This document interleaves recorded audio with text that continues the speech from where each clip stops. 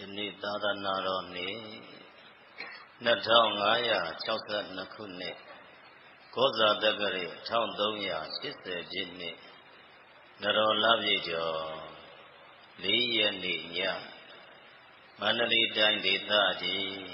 ရင်းကြံမြို့မတ်14ရပ်ကွက်သုတောင်းပြည့်မြတ်စွာဘုရားဓမ္မယုံတော်အတွင်သင်ရင်ကျင်းပပြုလုပ်အပ်သည်မဟာပဋ္ဌာန်းရွတ်ဖတ်ပူဇော်ပွဲနှင့်82ကြိမ်မြောက်ဗုဒ္ဓပူဇနီယပွဲတော်ဆွမ်းကြီးလောင်းလူအောင်ပွဲဓမ္မသဘင်၌ဓမ္မဒါနကုသိုလ်ရှင်ရက်ကွက်သူရက်ကွက်သားများနှင့်တကွတရားချစ်ခင်သူတော်စင်အပေါင်းတို့ကနေပြီးတော့စုပေါင်းကျင်းပပြုလုပ်အပ်သည်ဤဓမ္မသဘင်ပွဲ၌ဟောကြားအပ်သော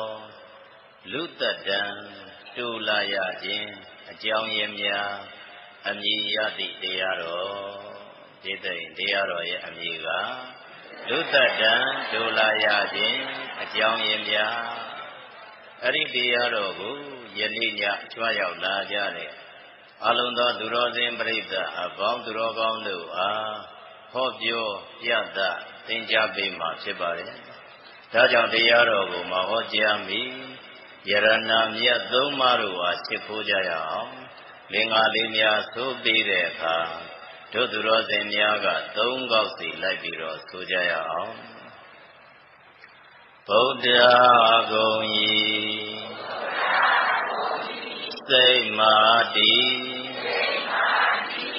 ယုံကြည်မြတ်နို့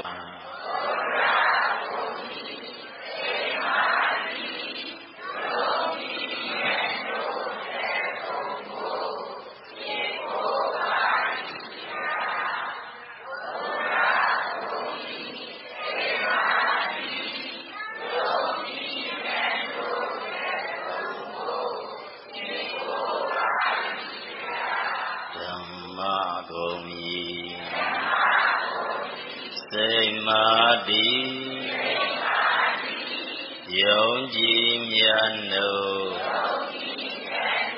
လက်ဆုံးမို့ရှ िख ိုးပါ၏ဖယားဓမ္မ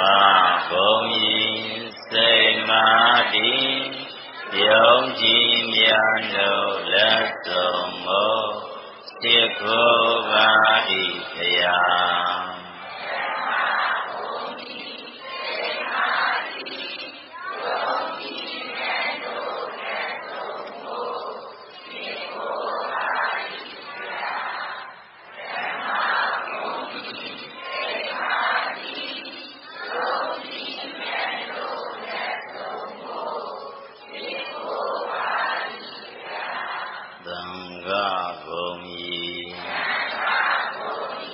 စိတ်မာတိယုံကြည်မြတ်နို့လက်ဆုံးမို့ရှ िख ိုးပါ၏ဖယားသံဃာဘုံဤစိတ်မာတိယုံကြည်မြတ်နို့လက်ဆုံးမို့ရှ िख ိုးပါ၏ဖယား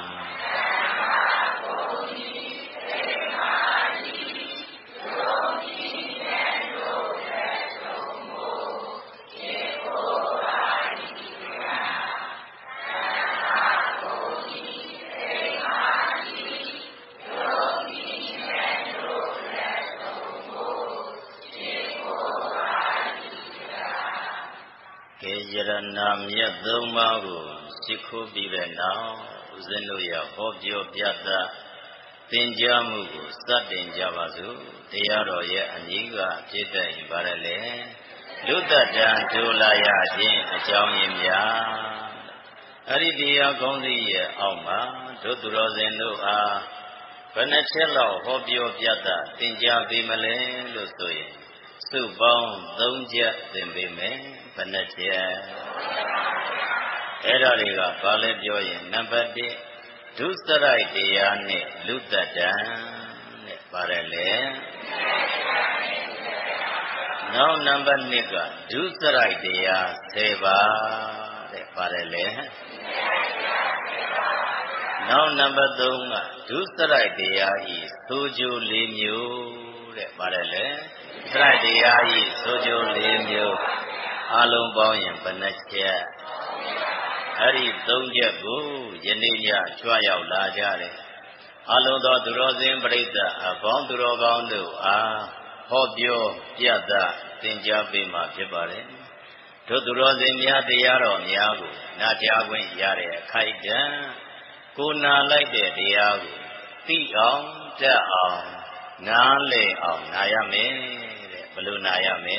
သိအောင်တတ်အောင်နားလည်အောင်နာရဒီအာယုန်လေးစိုက်ပြီးတော့တရားတော်ကိုနာကြားရင်တရားနာတဲ့ပုဂ္ဂိုလ်တိုင်းမှာအကျိုးတရား5မျိုးရတယ်တဲ့အကျိုးဘယ်နှမျိုးဒီအဲ့ဒါဘာတွေရလဲလို့ပြောရင်နံပါတ်1ကအတုတံသုနာတိမကြားဘူးသေးတဲ့တရားစကားကြားနာခွင့်ရတယ်တဲ့ပါတယ်လေမကြားဘူးသေးတဲ့တရားစကားကြားနာခွင့်ရတယ်တရားပွဲရှိလို့တရားလာပြီးတော့နာလိုက်တယ်ဟောသွားပြောသွားတဲ့တရားကကိုမသိသေးတဲ့အကြောင်းအရာလေးတွေကိုဟောသွားပြောသွားတာဖြစ်ရင်မကြားဘူးသေးတဲ့တရားစကားကြားနာခွင့်မရဘူးလားရတယ်နောက်နံပါတ်2ကသုတံပရိယောဓာပေတိကြားဘူးပြီးသားဖြစ်နေရင်ပိုရှင်းသွားစေတယ်တဲ့ပါတယ်လေကြားဘူးပြီးသားဖြစ်နေရင်ပိုရှင်းသွားစေတယ်တို့သူတော်စင်များတရားပွဲရှိလို့လာပြီးတရားနာလိုက်တယ်ဟောသွားပြောသွားတဲ့တရားကကိုသိပြီးသားအကြောင်းအရာတွေကိုဟောသွားပြောသွားတာဖြစ်ရင်တော့သိပြီးသားတွေကိုထပ်နာရတာဖြစ်တဲ့အတွက်ကြောင့်ပူရှင်းသွားစေတယ်တဲ့ဘယ်နှမျိုးရမကြားဘူးသေးတဲ့တရားစကားကြားနာခွင့်ရတယ်ကြားဘူးပြီးသားဖြစ်နေရင်ပူရှင်းသွားစေတယ်နောက်နံပါတ်3ကကင်ခံဝိတရတိယုံမာတန်တရကင်းတယ်ဘာကင်းလဲယုံမာတန်တရကင်းဒီဘာသာရေးနဲ့ပတ်သက်လို့တို့သူတော်စင်များဗုဒ္ဓဘာသာတွေဖြစ်ကြပေမယ့်ဘာသာရေးရဲ့အကြောင်းကိုစာဖတ်တာရင်လည်းဖြစ်ဖြစ်တရားနာတာရင်လည်းဖြစ်ဖြစ်ဓမ္မမို့ရင်မိဘကပြောပြတာရင်လည်းဖြစ်ဖြစ်တခုခုတော့ရှိရမယ်ပေါ့အဲ့ဒါမျိုးမှမရှိရင်အသက်တွေဘလောက်ပဲကြီးတို့သူတော်စင်များဗုဒ္ဓဘာသာနဲ့ပတ်သက်လို့ရှင်းရှင်းလင်းလင်းသိဖို့လွယ်ရလားမလွယ်ဘူးအဲ့ဒါကြောင့်မို့တခုခုတော့လုပ်ဖို့လိုသလားမလိုဘူးလားလိုရင်တို့သူတော်စင်များတရားတွေရည်ရှိနာကြတဲ့ပုဂ္ဂိုလ်ဆိုရင်လည်းပဲတော်တော်များများတရားတွေကိုသိကြတာများတယ်ပေါ့နော်ဘယ်တရားဆိုနမူနာအဖြစ်ကြည့်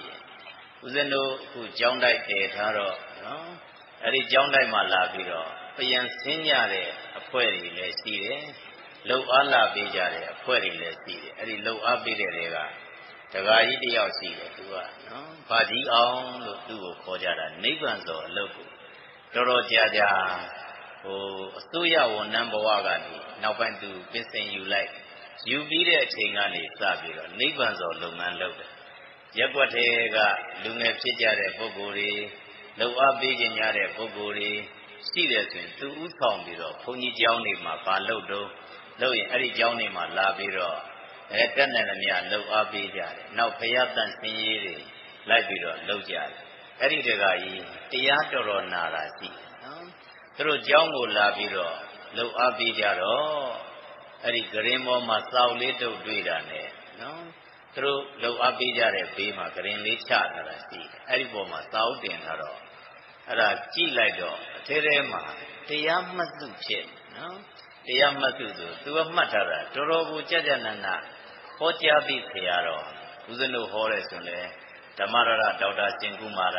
ဟောကြားတဲ့တရားတော်အောက်ကနေတရားနာမယ်ဘယ်နှချက်ဟောသွားတယ်တခါတည်းမှတ်တမ်းတွေတင်ထားပြီးတော့အဲ့ဒီအချက်လက်တွေပါအထဲထဲမှာအကုန်ရေးထားတော့စနစ်တော်ကြာ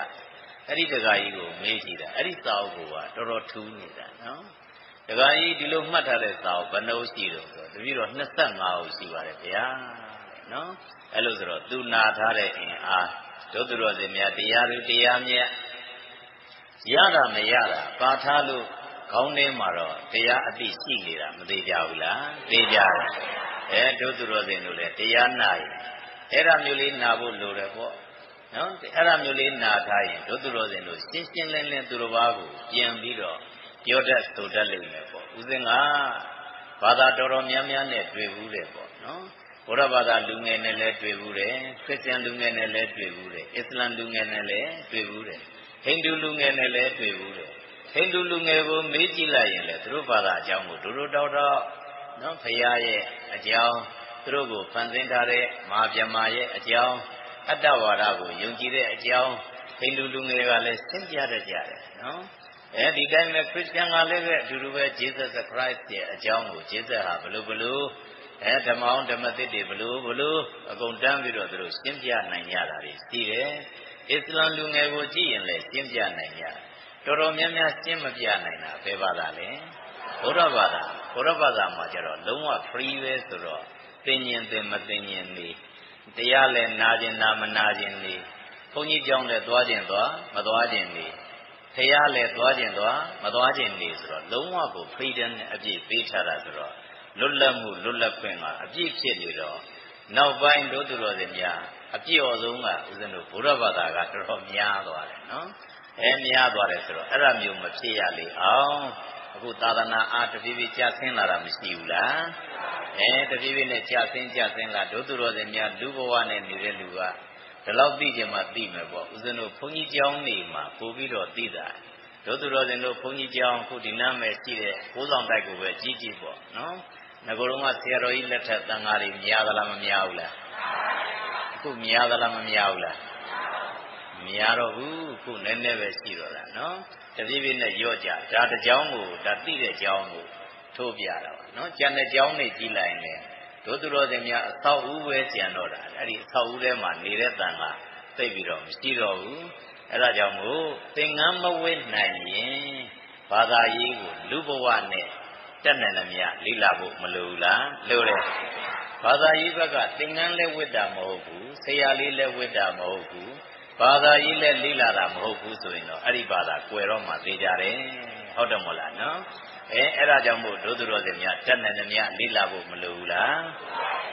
ဦးဇင်းတို့နိုင်ငံမှာတော့ဘာပဲပြောတရားပွဲတွေဒီလိုညလုံနေတဲ့အတွက်ကြောင့်မို့ညပိုင်းမှာတရားပွဲတွေရှိတယ်ဝါတွင်ကာလချို့ဆိုရင်ဝါတွင်ရောဝါပါရောတရားပွဲတွေကိုဓမ္မယုံအသီးသီးကကျင်းပနေကြတာဖြစ်တဲ့အတွက်ကြောင့်အဲ့ဒီဌာနတွေကဘာပဲပြောဗုဒ္ဓရဲ့သုံးမနာကြားခွင့်မရဘူးလားရတယ်ဦးဇင်းတို့နံကပ်နေတဲ့ထိုင်းနိုင်ငံထေရဝါဒဗုဒ္ဓဘာသာဒါဦးဇင်းမနေ့ကမှနော်ဘန်ကောက်ကပြန်လာတာထိုင်းနိုင်ငံကပြန်လာတာနော်အဲ့ဒီဘက်မှာကြည့်ရင်တော်တော်ကွာသွားပြီလူတို့ရဲ့ခေါင်းထဲမှာစီးပွားရေးပဲရှိတော့တယ်ကျန်တာခေါင်းထဲမှာဘာသာရေးမရှိတော့ဘူးတော်တော်ကိုဘာသာရေးကပြုတ်ပြက်ပြီးတော့တော်တော်ကျလာပြီးတော့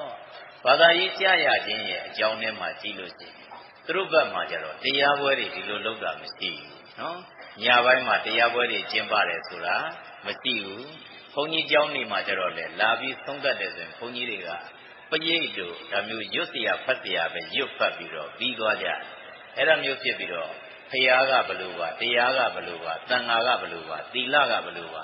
ကမ္မဝါဒကဘလို့ပါဇန်တရားမတ်တရားဖို့တရားနိဗ္ဗာန်တရားကဘလို့ပါဆိုတာရှင်းပြတာသိမရှိတော့ဘာသာရေးကိုသိပြီးစိတ်မဝင်စားကြတော့ဖြစ်ပြီးတော့စိတ်ဝင်စားတဲ့ပုံကလည်းပဲဘလို့ပုံစံမျိုးနဲ့စိတ်ဝင်စားလဲပြောရင်ဖရာရှစ်ခိုးရင်ကံကောင်းရင်စီးပွားရေးလုပ်ရင်ဖြစ်မယ်အဲ့လောက်ပဲဖြစ်သွားနော်ပန်းသွားပြီးတော့ထိုးတယ်ထိုးမဲ့ဆိုရင်လည်းပဲကံကောင်းစေတယ်ဘုန်းကြီးတစ်ပါးကိုပတ်စံလူလိုက်တယ်ဓမ္မမို့ရင်သွန်းလောင်းလိုက်တယ်ဆိုရင်လည်းပဲဒါသည်သူ့ဘဝကိုကံကောင်းစေတယ်ဘာသာရေးကအဲ့ဒီနံလေးတွေအဆုံးသတ်သွားတယ်အဲ့ဒါကြောင့်ဒုသူတော်စင်များဘာသာရေးကိုဂရုစိုက်ဖို့လိုသလားမလိုဘူးလားတက်စွမ်းသမျှလုပ်ဖို့ကိုပြောတာပါတအားကြီးဘာသာရေးကြီးတဲ့အချိန်ပြည့်လုပ်နေဖို့ပြောတာမဟုတ်ဘူးဒုသူတော်စင်များအချိန်လေးပေးပြီးတော့လုပ်ရင်တပြေးပြေးနဲ့ဘာသာရေးအတိလေးတွေရှိလာရင်ယုံမားတန်တရားတွေတပြေးပြေးနေသွားပါသွားကျဲသွားမှမသေးကြဘူးလားသေးကြတယ် အဲ့ဒါကြောင့်တရားနာပြီးရင်ဘုဒ္ဓတရဘုဒ္ဓတရယုံမာတန်တရားကင်းတယ်ဘာကင်းလဲယုံမာတန်တရားကင်းတယ်ယုံမာတန်တရားဆိုတာဘယ်လိုဟာမျိုးတွေတုံးဆိုနမူနာအဖြစ်ကြည့်နတ်ပြည်ရှိတယ်လို့ပြောတယ်တို့ကတခါမှမတွေ့ဘူးနတ်သားတခါမှမတွေ့ဘူးတဲ့အတွက်ကြောင့်တို့ကတော့မယုံနိုင်ဘူးနော်ငရဲရှိတယ်လို့ပြောတယ်တော်တော်ပူလောင်တယ်လို့ပြောတယ်တို့ကတော့ငရဲသားလည်းတခါမှတွေ့ဘူးတာမဟုတ်တော့မယုံနိုင်ဘူးဗျမရှိတယ်လို့ပြောတယ်ဗျမလည်းတခါမှတွေ့ဘူးတာမဟုတ်တဲ့အတွက်ကြောင့်မယုံနိုင်ဘူးအဲ့ဒါမျိုးဖြစ်ပြီးတော့ဒုသူတော်စင်များနတ်လည်းမယုံဗျမလည်းမယုံ32ဘုံလည်းမယုံအဲ့ဒါမျိုးဖြစ်သွားရင်ဒုသူတော်စင်များတဖြည်းဖြည်းနဲ့ဗုဒ္ဓဘာသာလို့ပြောပေမဲ့အခွန်ဗုဒ္ဓဘာသာဖြစ်လာမှာမသေးကြဘူးလားသိကြတယ်အဲ့ဒါကြောင့်စွမ်းအားရှိသမျှတော့ဦးဇင်းတို့ကတော့ဒီလာသေးခြင်းနဲ့ဘဝဆိုတာခဏလေးပါပဲ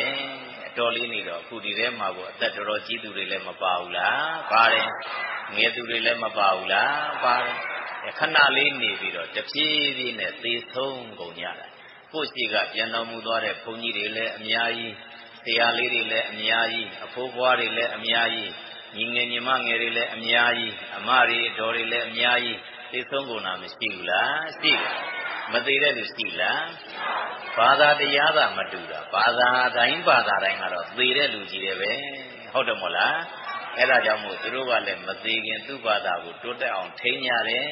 ကိုလည်းပဲမသေးခင်တက်နေတယ်များကိုယ့်ဘာသာကိုထိန်းသိမ်းကြဖို့လိုသလားမလိုဘူးလား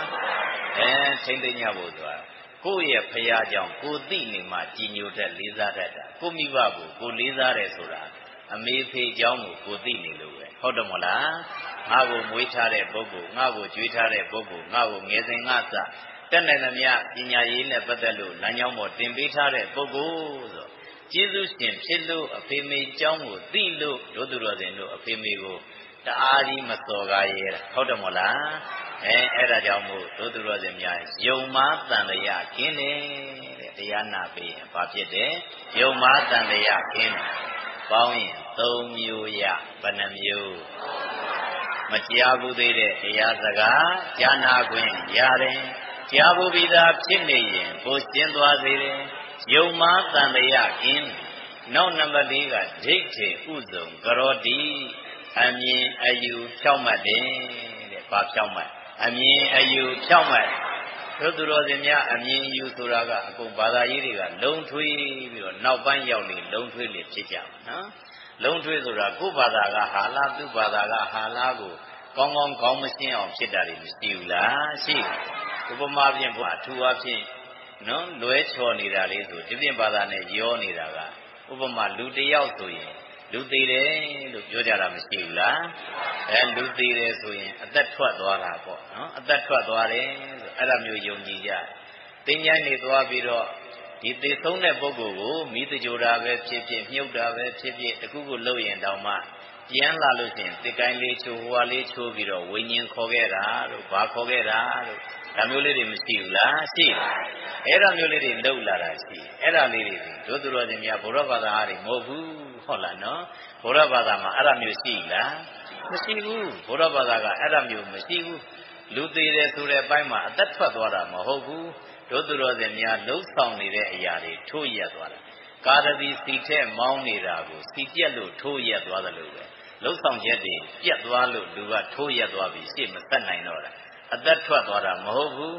အသက်ထွက်သွားတယ်ဆိုတာအတ္တကိုလက်ခံတဲ့ပုဂ္ဂိုလ်များပြောတဲ့စကားပြောကြည့်ပါအတ္တကိုလက်ခံတဲ့ပုဂ္ဂိုလ်တွေပြောတဲ့စကားအတ္တကိုလက်ခံတဲ့ဝါဒဘုရားဘာသာတစ်ခုပဲအတ္တမဟုတ်တာကျန်တဲ့ဘာသာကအကုန်လုံးအတ္တကြီးတဲ့အကုန်ယုံညတယ်အဲ့ဒီဘာသာတရားများရလူသေးတယ်ဆိုရင်ရုပ်ခန္ဓာကိုထားခဲ့ပြီးတော့အတ္တအတ္တလိပ်ပြဝိညာဉ်ကောင်လေးကထွက်သွားတာပါဠိကထွက်သွားအတ္တအတ္တလိပ်ပြဝိညာဉ်ကောင်လေးကထွက်သွားတယ်နောက်ဘဝတစ်ခုကိုရပြီဆိုရင်ခန္ဓာကအတ္တအတ္တအတ္တလိပ်ပြဝိညာဉ်ကောင်ကအဟောင်းပြောကြည့်ပါခန္ဓာကအတ္တအတ္တအတ္တလိပ်ပြဝိညာဉ်ကောင်ကအဟောင်းအဲ့ဒါမျိုးနဲ့လက်ပတ်တယ်လို့ကျန်တဲ့ဘာသာတွေကအကုန်လုံးယူထားတာသူတို့ကအဲ့ဒီဘက်ကိုယူထားတာဆိုတော့တဖြည်းဖြည်းနဲ့ဗုဒ္ဓဘာသာလည်းရောပြီးတော့အဲ့ဒါပါသွားတာမရှိဘူးလားအဲ့ဒီပုံစံမျိုးတွေဖြစ်တာအဲ့ဒါကြောင့်ဘာသာရေးတွေကို ကောင်းရှင်းအောင်စာပေလေးတွေဖတ်ကြဖို့လိုသလားမလိုဘူးလားလိုတယ်ကိုယ့်ဘာသာအကြောင်းဆိုရင်လည်းသေးသေးချာချာလေးလေ့လာဖို့ကလေးတွေဆိုရင်လည်းဓမ္မစကူးလေးတွေပို့ပေးဖို့မလိုဘူးလားလိုတယ်မတရားဖို့တရားဇန်တရားမတရားဖို့တရားရတာမရတာပါတာဘုရားဟာဘလို့ပုဂ္ဂိုလ်တရားကဘလို့ဟာမျိုးသံဃာကဘလို့ဟာမျိုးသိဖို့တော့အရေးမကြီးဘူးလားအရေးကြီးတယ်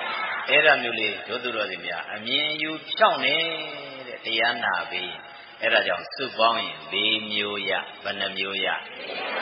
တရားနာရတဲ့ကျိုးဘယ်နှမျိုးရ၄မျိုးရပြောကြည့်ပါဦးပါတယ်လေမကြားဘူးသေးတဲ့တရားစကားကြားနာခွင့်ရတယ်ကြားဘူးပြီးသားဖြစ်နေရင်ကိုရှင်းသွားစေတယ်ယုံမှတန်တရားခင်းတယ်အမြင်အယူဖြောင့်မတ်ပေါင်းရင်ဘယ်နှမျိုး၄မျိုးကဲနောက်တစ်မျိုးကစိတ်တမတ္တပတိတတိစိတ်ကြည်လင်တယ်စိတ်ပါဖြစ်တယ်ဒုသူတော်စင်များတရားလာနာရတာနဲ့အိမ်မှာထိုင်းနေတာနဲ့တူရလားအေးအိမ်မှာထိုင်းနေတယ်ဆိုရင်ဒုသူတော်စင်များအမြင်မတော်ရင်ပြောမိမယ်ဆိုမိမယ်စိတ်တိုင်းမကြရင်အော်ဟစ်ပြီးဆဲတာတောင်ပါခြင်းပါတော်မင်းဟုတ်တယ်မို့လားဒါမှမဟုတ်ရင်လည်းပဲနဗီကလာတဲ့ဇကားရင်လည်းကြည်နေပြီးတော့အဲ့ဒီဇကားထဲမှာမျောပါပြီးတော့သူတို့ဘာကမျက်ရည်ကျသူလည်းရောပြီးကြဝမ်းနေပါနေပြီးတော့ဒါမျိုးတွေမရှိဘူးလားအဲ့ဒါမျိုးနဲ့ဖြစ်မှာပေါ့ဟုတ်တယ်မို့လားအဲ့ဒါကြောင့်အဲ့ဒီလုပ်ငန်းတွေလည်းမလုပ်ရဘူးမဟုတ်ပါဘူးတို့သူတော်စင်များပုထုဇဉ်တွေဆိုတော့သူရောကိုရောအပျော်ဘက်ကိုဝါဒနာပါတာမရှိဘူးလားရှိတယ်အပျော်ဘက်ကိုဝါဒနာပါတယ်လို့ဒီဘက်ကကိုယ့်ရဲ့ဘဝအတွက်လည်းနော်တက်လာရလာကြောင်းအစစ်မြင့်ရမြင်ကြောင်းဖြစ်တဲ့တရားတွေပဲလေဝါဒနာပါဖို့မလိုဘူးလားလိုတယ်သူလူကျင်တာကအကုသိုလ်ပဲဝါဒနာပါပြီးကုသိုလ်ကိုဝါဒနာမပါရင်ဒုက္ခရောက်မှာပေါ့ဟုတ်တယ်မို့လားအဲ့ဒါကြောင့်မို့တက်စွမ်းသမျှတရားလေးတွေနာပြီးရင်စိတ်ကြည်လင်တယ်တဲ့စိတ်ပါဖြစ်တယ်ကြည်လင်တယ်အဲ့ဒါစုပေါင်းရင်အကျိုးဘယ်နှမျိုး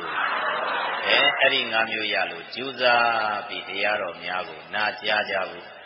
ဦးဇင်းကရှင်းဥစွာတိုက်တွန်းပါတယ်ဒီနေ့ညဒုသူတော်စင်တို့နာကြားရမယ့်တရားကပါတယ်လေလူသက်တံဒိုလာရခြင်းအကြောင်းရင်းများတဲ့ပြောကြည့်ပါလူသက်တံဒိုလာရခြင်းအကြောင်းရင်းများခုဦးဇင်းတို့လူသက်တံနေတဖြည်းဖြည်းနဲ့ဒိုးလာတာမရှိဘူးလားဘလောက်ကနေစပြီးတော့လူသက်တံကဒိုးလာတာလေလို့ပြောရင်လူရဲ့အသက်7000တန်းကနေစတူတာတဲ့ဘယ်လောက်တန်းကနေ7000တန်းကနေတဖြည်းဖြည်းနဲ့ပြုတ်ပြီးတော့ကြာနော်အဲ့ဒါမျိုးကြာပြီဦးဇင်းတို့ဘောရမဗုဒ္ဓဘုရားပွင့်တော်မူတော့နော်ဘယ်လောက်သက်တန်းမှာပွင့်တာလဲ100တန်းမှာပွင့်ဘယ်လောက်တန်းလဲ100တန်းအဲ့ဒီတုန်းက100ဆိုတော့ဒုသူတော်စင်များ100တွေရော120တွေရော160တွေရောအဲ့တော့ငါရှိသေးတယ်ဒါပေမဲ့တန်းကတော့ဘယ်လောက်တန်းလဲ100တန်းနမူနာအဖြစ်ကြည့်ဒုသူတော်စင်များအခုဖယားနဲ့ဖွားဘတ်တော်ဖြစ်တဲ့ညီကိုဝမ်းခွဲဖြစ်ကြတယ်ရှင်အာနန္ဒာကိုပဲကြည့်ကြည့်ပေါ့နော်ရှင်အာနန္ဒာကဖယားနဲ့ပါလေဖွားဘတ်တော်ဆိုတာတနေ့တည်းဖွားကြတာပါတယ်လေတနေ့တည်းဖွားကြတဲ့ရှင်အာနန္ဒာကတတ်တော်120ကြမှပြိနိဗ္ဗာန်စံတာဘယ်လောက်ကြမှ120ကြမှ120ကြမှပြိနိဗ္ဗာန်စံတာဘုရားကဘယ်လောက်မှစံတာအသက်ဘယ်လောက်မှ80မှာဘုရားရဲ့နော်ဇနီးမယားဟောင်းနဲ့ယတော်ရယာကဘယ်လောက်မှပြိနိဗ္ဗာန်စံတာ87နှစ်မှာပြိနိဗ္ဗာန်စံတာဘယ်နှစ်နှစ်မှာ87နှစ်နော်ဘုရားပြိနိဗ္ဗာန်မစံငင်လေးဘုရားကဘယ်လောက်စံတာ80ဇနီးကောင်းဖြစ်တဲ့ယတော်ရယာကအဲ့ဒီချိန်မှာသင်္ကန်းဝတ်ထားတာနော်သင်္ကန်းဝတ်ပြီးတော့ဘိက္ခုနီမဝတ်ထားတာဘိက္ခုနီမဝတ်ပြီးတော့ယဟန္တာဖြစ်နေတာယဟန္တာဖြစ်ပြီးတော့ပြိနိဗ္ဗာန်စံတော့87နှစ်မှာပြိနိဗ္ဗာန်စံသွားတယ်ဘယ်လောက်မှာ87နှစ်မှာပြိနိဗ္ဗာန်စံသွားတယ်အဲ့ဒါကြောင့်မို့တရားတန်းဆိုရင်လည်းအဲ့ဒီခေတ်မှာတရားပြည့်သူတွေရောမပြည့်သူရောဦးဇင်းတို့ကိုးကွယ်တဲ့ဘုရားတရားပြည့်လိုက်ရလားမပြည့်လိုက်တချို့ကပြည့်ကြတယ်120တွေတော်တော်နေကြတာ160အထိအဲ့ဒီချိန်မှာနေရသူတွေမရှိဘူးလားရှိတယ်အဲ့ဒီကနေတဖြည်းဖြည်းနဲ့ခုကြလာတော့ဒီခေတ်ထဲတရားသမားကြတော့ရှားသလားမရှားဘူးလားတော်တော်ကိုရှားသွားဒုသူတော်စင်များတက်တန်းတူလာတာကို သိကျင်လေဆိုရင်နာရေးသတင်းကိုဖတ်တယ်နော်နာရေးသတင်းမှာကြည့်လိုက်ရင်တို့သူတော်စင်များငကောသတင်းစာမှာသင်္ခါရဆိုတာလည်းမရှိဘူးလားအဲ့ဒီဘက်မှာကြည့်ရင်အောက်ကနာရေးပေါ့အဲ့ဒီနာရေးတွေမှာကြည့်လိုက်ရင်အသက်တွေဟာနော်တော်တော်ငယ်ပြီးတော့သေဆုံးလာတာတွေမတွေ့ရဘူးလားတွေ့ရ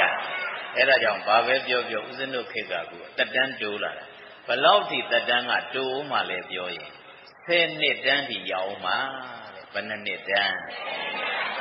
အေး10နှစ်တန်းထိရောက်မှတပြည့်ပြည့်နဲ့အဲ့ဒါတက်တန်းကြဘယ်နှစ်ကနေစတိုးလာတာ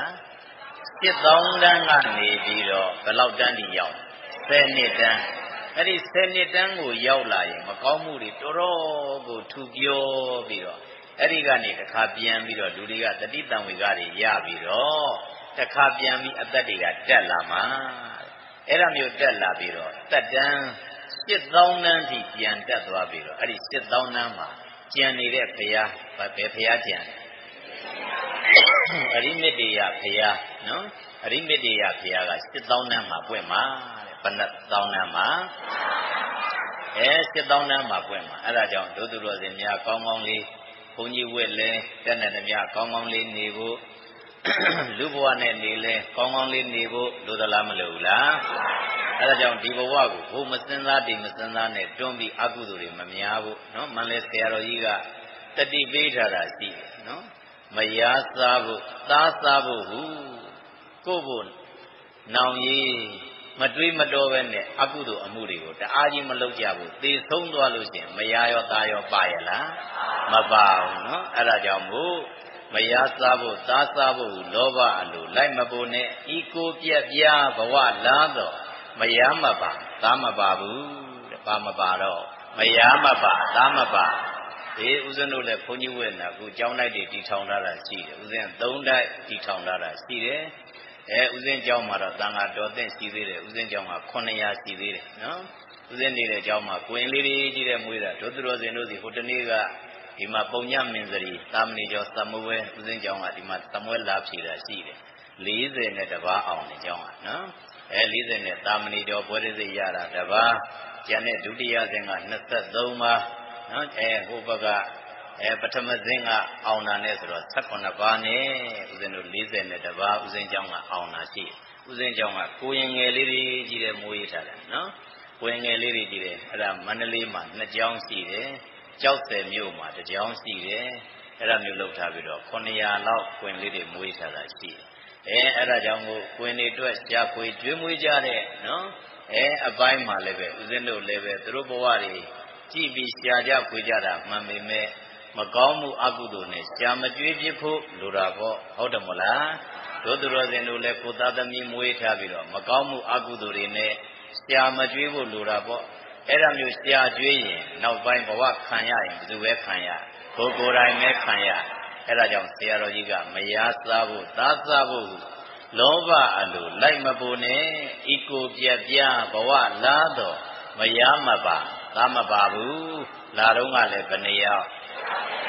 ပြန်ထွက်တော့လေတယောက်တည်းကိုလှုပ်တာကိုယူပြီးတော့ထွက်ရတာကျန်တဲ့သက်ရှိသက်မဲ့အလုံးကထားပစ်ခဲ့ကြတာဟုတ်တယ်မဟုတ်လားဦးဇင်းတို့ဘုန်းကြီးရန်နေလေဒူဒူပဲတီထောင်ထားတဲ့ကျောင်းတိုက်တွေပြန်တော်မူသွားရင်ယူသွားလို့ရရလားအလုံးကိုထားခဲ့ကြအဲ့ဒါကြောင့်မို့တက်နေတယ်မြတ်ကုသိုလ်ရိတ်ခါလေးတွေသူရောကိုရောထုတ်ဖို့လိုသလားမလိုဘူးလားအဲ့ဒါမျိုးလေးဒုသူတော်စင်များထုတ်ပြီးတော့တက်နေတယ်မြတ်ကောင်းအောင်လေးနေဖို့လိုတယ်ဘာလို့တက်တန်းနေတပြေးပြေးနဲ့လူသားတွေကတပြေးပြေးတိုးတူသွားတာတော့ဆိုရင်ယာတိဥရုတွေမမှန်တော့လို့ဘာတွေမမှန်တော့ယာတိဥရုဆိုယာတိဥရုကတစ်ဆင့်အဲ့ဒီရှိမှတစ်ဆင့်ရှိသေးတယ်ပထမကတက်တန်းတူတာပထမဘာလို့တာတက်တန်းတူတာဘာကြောင့်တက်တန်းတူတာလဲလို့ပြောရင်ဩဇာဓာတ်မပြည့်တဲ့အစားအစာတွေကိုစားရလို့ပြောကြည့်ပါဩဇာဓာတ်အစားအစာတွေကိုစားရလို့ဒုသူတော်စင်များခုစားတော့နဲ့ပတ်သက်ပြီးတော့တောင်သူလုပ်ငန်းခွင်တွေမရှိဘူးလားငကိုတုံးကနဲ့တူသေးလားမတူတော့ဦးဇင်းတို့ကတော့တောသားဆိုတော့ဦးဇင်းတို့မိဘတွေကတောမှာလုပ်ငန်းလုပ်ကြတာတွေရှိတယ်နော်ဦးဇင်းတို့တောရွာတွေမှာပုံမှန်အားဖြင့်ဆိုရင်ထွန်ညရက်ကြတဲ့အပိုင်းမှာငကိုကဆေးတွေသိပ်ပြီးတော့မသုံးရဘူးအခုဆေးမသုံးလို့ရရလား စေမသုံးရင်ကိုအပင်တွေကကြီးပွားနှုံးနေတာတဖြည်းဖြည်းမရှိတော့အဲ့ဒါမျိုးမရှိတော့လူကလည်းပဲနော်ဒီအထွက်တိုးများများထွက်ဖို့ရအတွက်တဖြည်းဖြည်းနဲ့ဆေးတွေသုံးအဲ့ဒီဆေးတွေကသုံးရတဲ့အပိုင်းမှာကြီးထွားဆေးတွေတို့အမြင့်တန်ဆေးတွေတို့အသီးတန်ဆေးတွေတို့အပင်တန်ဆေးတွေတို့မရှိဘူးလားပိုးကြရင်လည်းဗာဆေးတွေပတ်လဲပိုးသက်ဆေးတွေပတ်တယ်ရည်ရွယ်တာကတော့ပိုးကောင်တွေကိုနော်ဒီဟာကိုပတ်ကြတာပဲဒါပေမဲ့အဲ့ဒီအသီးအရွက်တွေကိုဘယ်သူတွေကစားလူတွေကစားတော့ခုကင်ဆာဖြစ်ကြတဲ့အားဟာတို့သူတော်စင်များအများကြီးပဲကင်ဆာတွေတအားကိုနော်ဖြစ်လာကြတာရှိတယ်အဲ့ဒါကြောင့်မို့အစားတောက်တွေကနော်ဩဇာဓာတ်မပြည့်တော့ဘာမပြည့်တော့ဩဇာဓာတ်မပြည့်တော့အဲ့ဒါကြောင့်ခန္ဓာကိုယ်ကိုထောက်ပံ့နိုင်တဲ့သွန်အားကတဖြည်းဖြည်းနဲ့နည်းနည်းသွားပြီးတော့ဦးဇင်းတို့နိုင်ငံဆိုရင်တော်တော်သိတာတယ်ငါကမြန်မာလူမျိုးတို့သူတော်စင်များဥအောင်စေရလက်ထက်ကဆိုရင်လေဗေဒံအတူတူအရက်မောင်းတွေကအတူတူဖြစ်နေပြီးတော့နိုင်ငံသားဖြစ်တဲ့ပြင်သစ်ကပုဂ္ဂိုလ်တယောက်ဆိုရင်သူ့ကိုမခံလေးစားလို့နော်သူရှိတယ်ဒီကပေါင်နံတို့ဒီကလက်အိုးတို့ကိုပြပြီးတော့မင်းဒီလိုလူမျိုးဒီလိုလက်ယုံမျိုးဒီလိုလက်အုံမျိုးနဲ့လူမျိုးတွေ့ဘူးသလားဆိုပြီးတော့နော်ပြင်သစ်ကလူကိုစိန်ခေါ်တာရှိတယ်နော်အဲ့ဒါမျိုးဖြစ်ပြီးတော့ရက်မောင်းကလည်းပဲအတူတူခုတို့သူတော်စင်များမြန်မာလူမျိုးသေးသေးလာတာမရှိဘူးလားတပြေးပြေးနဲ့လုံလာပြီးတော့အောက်နော်တပြေးပြေးနဲ့သိကြသွားတာရှိနော်အဲ့ဒါတွေကိုနားလည်ဖို့သဘောပေါက်ဖို့အဲ့ဒါဘာကြောင့်ဆို nutrient acid မရှိတော့တဲ့အတွက်ကြောင့်မို့တပြေးပြေးနဲ့အစားတော့ကဩဇာဓာတ်မရှိတော့တဲ့အတွက်ကြောင့်မို့စားရတောက်ရတာအဲ့ဒါမျိုးဖြစ်တော့အကုန်လုံးကြာဆင်းကုန်တာတွေမရှိဘူးလားအဲ့ဒါမျိုးတွေကြာဆင်းကုန်တာအဲ့လိုဆိုတော့အသက်တူတယ်အသက်ဘာကြောင့်တူတယ်ဆိုတော့အစာအာဟာရကဩဇာဓာတ်မပြည့်လို့ဘာလို့အဲ့ဒီအစာအာဟာရတွေကဩဇာဓာတ်မပြည့်တော့တာလဲလို့ပြောရင်နောက်တစ်ဆင့်စပေကဖျားကနော်ဟောတာရှိတယ်နောက်တစ်ဆင့်ကျတော့ဘာဖြစ်လို့တော့ဆိုတော့ယာတိဥဒုမမှန်လို့တဲ့ဘာမမှန်လို့အဲ့ဒါကိုဒုသူတော်စင်များလက်ခံတာလားလက်မခံဘူးလားယာတိဥဒုမှန်သေးလားမမှန်တော့ဒုသူတော်စင်များဟိုတလောမှမိုးကတစ်ခါရွာသွားပြန်ဟုတ်လားနော်အဲ့ဒါမျိုးတွေဖြစ်ပြီးတော့ဆောင်းတွင်းနဲ့မိုးရွာလို့ရွာဟိုလိုဖြစ်ဒီလိုဖြစ်အဲ့ဒါမျိုးဖြစ်ပြီးတော့ရွာချိန်ကျတော့ကြကြနနမရွာပြီဆိုရင်လည်းပဲအလွန်အကျွံရွာဒါမျိုးတွေမရှိဘူးလားလေမလာလို့ဆိုတော့ရက်တောင်နဲ့နေရတယ်တိုက်မဲ့တိုက်ပြန်တော့လေနော်အကုန်ကျွတ်ထွက်အောင်တိုက်တယ်ဒါမျိုးတွေမရှိဘူးလားအခုလောလောဆယ်လေးမှဖြစ်သွားတာအင်ဒိုနီးရှားမှာဆူနာမီဖြစ်သွားတာမရှိဘူးလားပြီးခဲ့တဲ့စနေလောက်ကမှလားမသိနော်ဖြစ်သွားတာနော်လူပေါင်း200ကျော်သေဆုံးသွားတာနော်200ကျော်သေဆုံးသွားတာအဲ့ဒီမှာဆိုရင်လည်းပဲအလွန်ကျွံဖြစ်ပြီးတော့အဲ့ဒီပုံစံမျိုးနဲ့အခုတပြေးပြေးနဲ့နောက်ပိုင်းရောက်တော့ယာတိဥရုတွေဟာတိတိတသာပြည့်စည်ကုန်တာမရှိဘူးလားရှိတယ်အဲ့ဒါကြောင့်မို့လူတွေကပထမအသက်တူတယ်အသက်ဘာကြောင့်တူတယ်ဆိုတာအစာအာဟာရကဩဇာဓာတ်မပြည့်လို့အဲ့ဒီအစာအာဟာရဩဇာဓာတ်မပြည့်အောင်နောက်ကဘာကဖြစ်စည်းတာလဲယာတိဥရုကနေပြီးတော့ဖြစ်စည်းတာအဲ့လိုဆိုတော့ယာတိဥရုဘာကြောင့်ပြည့်ရတာလဲလို့ပြောတော့အဲ့ဒါလူတွေရဲ့ကိုယ်ခြင်းတရားတွေကြောင့်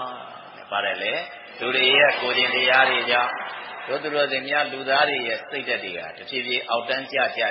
လာတာမရှိဘူးလားရှိတယ်တယောက်နဲ့တယောက်လဲကြည့်လို့မြင်လို့နော်သိပြီးတော့အမြင်မကြည့်ကြတော့မုံမိရင်လည်းတော်တော်ကိုမုံပြီးတော့နော်အဲ့ဒီအမုန်းတွေတို့သူတော်စင်များအမုန်းတရားတွေနဲ့လက်စားချေမှုတွေနဲ့အာဃာတတွေနဲ့ဒါမျိုးတွေမရှိဘူးလားမျက်နှာလေးတွေကသာအလှပပြင်းတဲ့ပစ္စည်းတွေပေါ်လာလို့လှတယ်လို့ထင်ရပေမဲ့စိတ်ကတော့တော်တော်ကိုမလှတော့ဘူးဟုတ်တယ်မို့လားရုပ်လေးတွေပဲပြင်းလာပြီးဘာလေးတွေကမပြင်းဘူးလေစိတ်လေးတွေကပုတ်တာတို့ရုပ်တာတို့ရှိသလားမရှိဘူးလားရှိအဲ့ဒီအပုတ်အယုတ်တွေများလေတို့သူတော်စင်များယာတိဥရုတွေဟောက်ပြန်လေပဲရှင်မယားအဲ့လိုဆိုစိတ်ပုတ်စိတ်ယုတ်တာနဲ့ဘလို့ကြောင့်ယာတိဥရုကဖောက်ပြန်တော့တို့သူတော်စင်များတောရွာဆိုရင်ပို့ပြီးတော့သိလာတယ်တောရွာကိုတပြေးလုံးလမ်းပြီးတော့လောက်ကင်စားတော့တဲ့နေရာကြီးတကွင်းလုံးကိုကြည့်လိုက်ရင်သစ်ပင်ကရှိသေးလားမရှိတော့ဘူးသစ်ပင်တွေကနော်တို့သူတော်စင်များသူရောကိုရောငကိုယ်တုံးကတောရွာတွေမှာကြည့်လို့ရှိရင်လေကစင်းမရှိဘူးလားဘိုးဘဒီဘက်ခြားရိုးလေးတွေမရှိဘူးလားအဲ့ဒီခြားရိုးမှာကြည့်ရင်အပင်ကြီးကြီးလေးတွေရှိတယ်ဘိုးဘက်တောင်ဒီဘက်တောင်အလဲကောင်းမတို့သွားလို့လာလို့ရ အဲ့ဒါကိုလူကစိတ်ဓာတ်ကအောက်တန်းကျလာတော့ဟိုလူကလည်းကတ်ထိုးဒီလူကလည်းကတ်ထိုးဆိုအဲ့ဒီဘက်ကနော်ခြေဘဝတစ်ခုချဖို့ကိုမလွယ်တော့ဟုတ်တယ်မို့လားနော်အဲ့ဒီပေါ်မှာကြောက်ရင်တောင်အောက်ပြုတ်ကြရတဲ့အစဉ်မျိုးကိုရောက်လာတဖြည်းဖြည်းနဲ့အဲ့ဒါမျိုးဖြစ်လာတဲ့အတွက်ကြောင့်လူတွေကလောဘတက္ကာယအလွန်ကျွံကြီးလာတော့ဒီပင်ကလင်းရိပ်ကြတယ်ဒီပင်ရှိလို့ရှိရင်တော့ငါစိုက်တဲ့အပင်ဖြစ်မှာမဟုတ်ဘူးဆိုအပင်ကြီးတွေကိုဖြိုချအဲ့ဒီအပင်ကြီးတွေကိုဖျက်ချအဲ့ဒီအပင်ကြီးတွေကနှစ်ပေါင်း30တို့40တို့50တို့နဲ့တိဆောက်ခဲ့ရတာမရှိဘူးလားအဲ့ဒါမျိုးကိုကအပင်ဟောင်းကိုဖျက်ချလိုက်လို့အပင်သစ်စိုက်သလားဆိုတော့လေစိုက်ရလားအပင်သစ်စိုက်တာလည်းပဲစိတ်မဝင်စားအဲ့ဒါမျိုးဖြစ်ပြီးတော့ယာတိဥရုတွေကမှန်တရားအကြောင်းရှိသေးလားတို့သူတော်စင်များပုံမှန်ရှိနေမှာနော်အပင်ကတစ်ပင်နှစ်ပင်ပဲကြံတော့တယ်ဆိုရင်တိုက်လာတဲ့လေကိုရှိကခံတရားပင်ရှိသေးလားမရှိတော့အပင်မရှိတော့ရှိတဲ့အပင်ကိုတိုက်တော့ခင်ထောင်ပြီးအပင်ကပြုတ်ထွက်အဲ့ဒီကမရှိတော့အိမ်ဒီကိုဒါရိုက်ထိကုန်တာမရှိဘူးလားရှိအဲ့ဒါကြောင့်မို့သဘာဝတရားကိုထက်မတွက်ရင်လူတွေရဲ့လောက်ရက်တွေတို့သူတော်စင်များမပြင်းရင်ကြာလေဆိုးလေကြာလေဆိုးလေဆိုမှမသေးကြဘူးလားသေးကြတယ်အဲ့ဒါကြောင့်မို့တို့သူတော်စင်များစပ်ပေမှာပြထားတာအဲ့လိုတွေပြထားတယ်နော်အသက်တူတယ်ဘာကြောင့်တူတယ်လဲလို့ပြောရင်ဩဇာမရှိတဲ့အစားအစာကိုစားရလို့ဩဇာမရှိတဲ့အစားအစာဘာကြောင့်ဖြစ်လာတာလဲလို့ပြောရင်ယာတိဥရုမမှန်လို့ယာတိဥရုဘာကြောင့်မမှန်တာလဲလို့ပြောရင်ဘာကြောင့်လူတွေရဲ့ကိုယ်ကျင့်တရားတွေမကောင်းတော့လို့တဲ့အဲ့ဒါကိုလည်းပဲဒုသူတော်စင်များကိုယ်ကျင့်တရားမကောင်းပါဘူးဆိုတာရောလက်ခံရလားအဲ့ဒါလေတော်တော်မကောင်းတော့ဘူးဟုတ်တယ်မို့လားနော်တော်တော်မကောင်းတော့တာသိကြတယ်ဘယ်နှမ်းမှကြီးကြီးငကောကမကြားဘူးတာတွေဒုသူတော်စင်များကြားရတာတွေနော်တလောကကလေးလေးတယောက်အာရမပြုကျင့်ခံရတယ်ဆိုတော့နော်မန္တလေးစက်မှုနှစ်ထဲကဖြစ်သွားတယ်ကလေးလေးကစက်ဘိန်းလေးနဲ့အပြင်ဘက်ကိုထွက်တာ7နှစ်ရှိသေးတယ်ဘယ်နှစ်နှစ်7နှစ်ရှိသေးတာအဲ့ဒီအိမ်ကနဘေး CCTV မှတ်တမ်းတွေရှိကြတော့အဲ့ဒီလွန်ကျူးတဲ့တကားရောက်လာတယ်နော်သူကဆိုင်ကယ်နဲ့အဲ့ဒီမှတ်တမ်းတွေတင်ထားတာကိုပြလို့အဲ့ဒီကလေးလေးကိုအဲ့ဒါဝင်ပြီးသူကစီးယုံတာ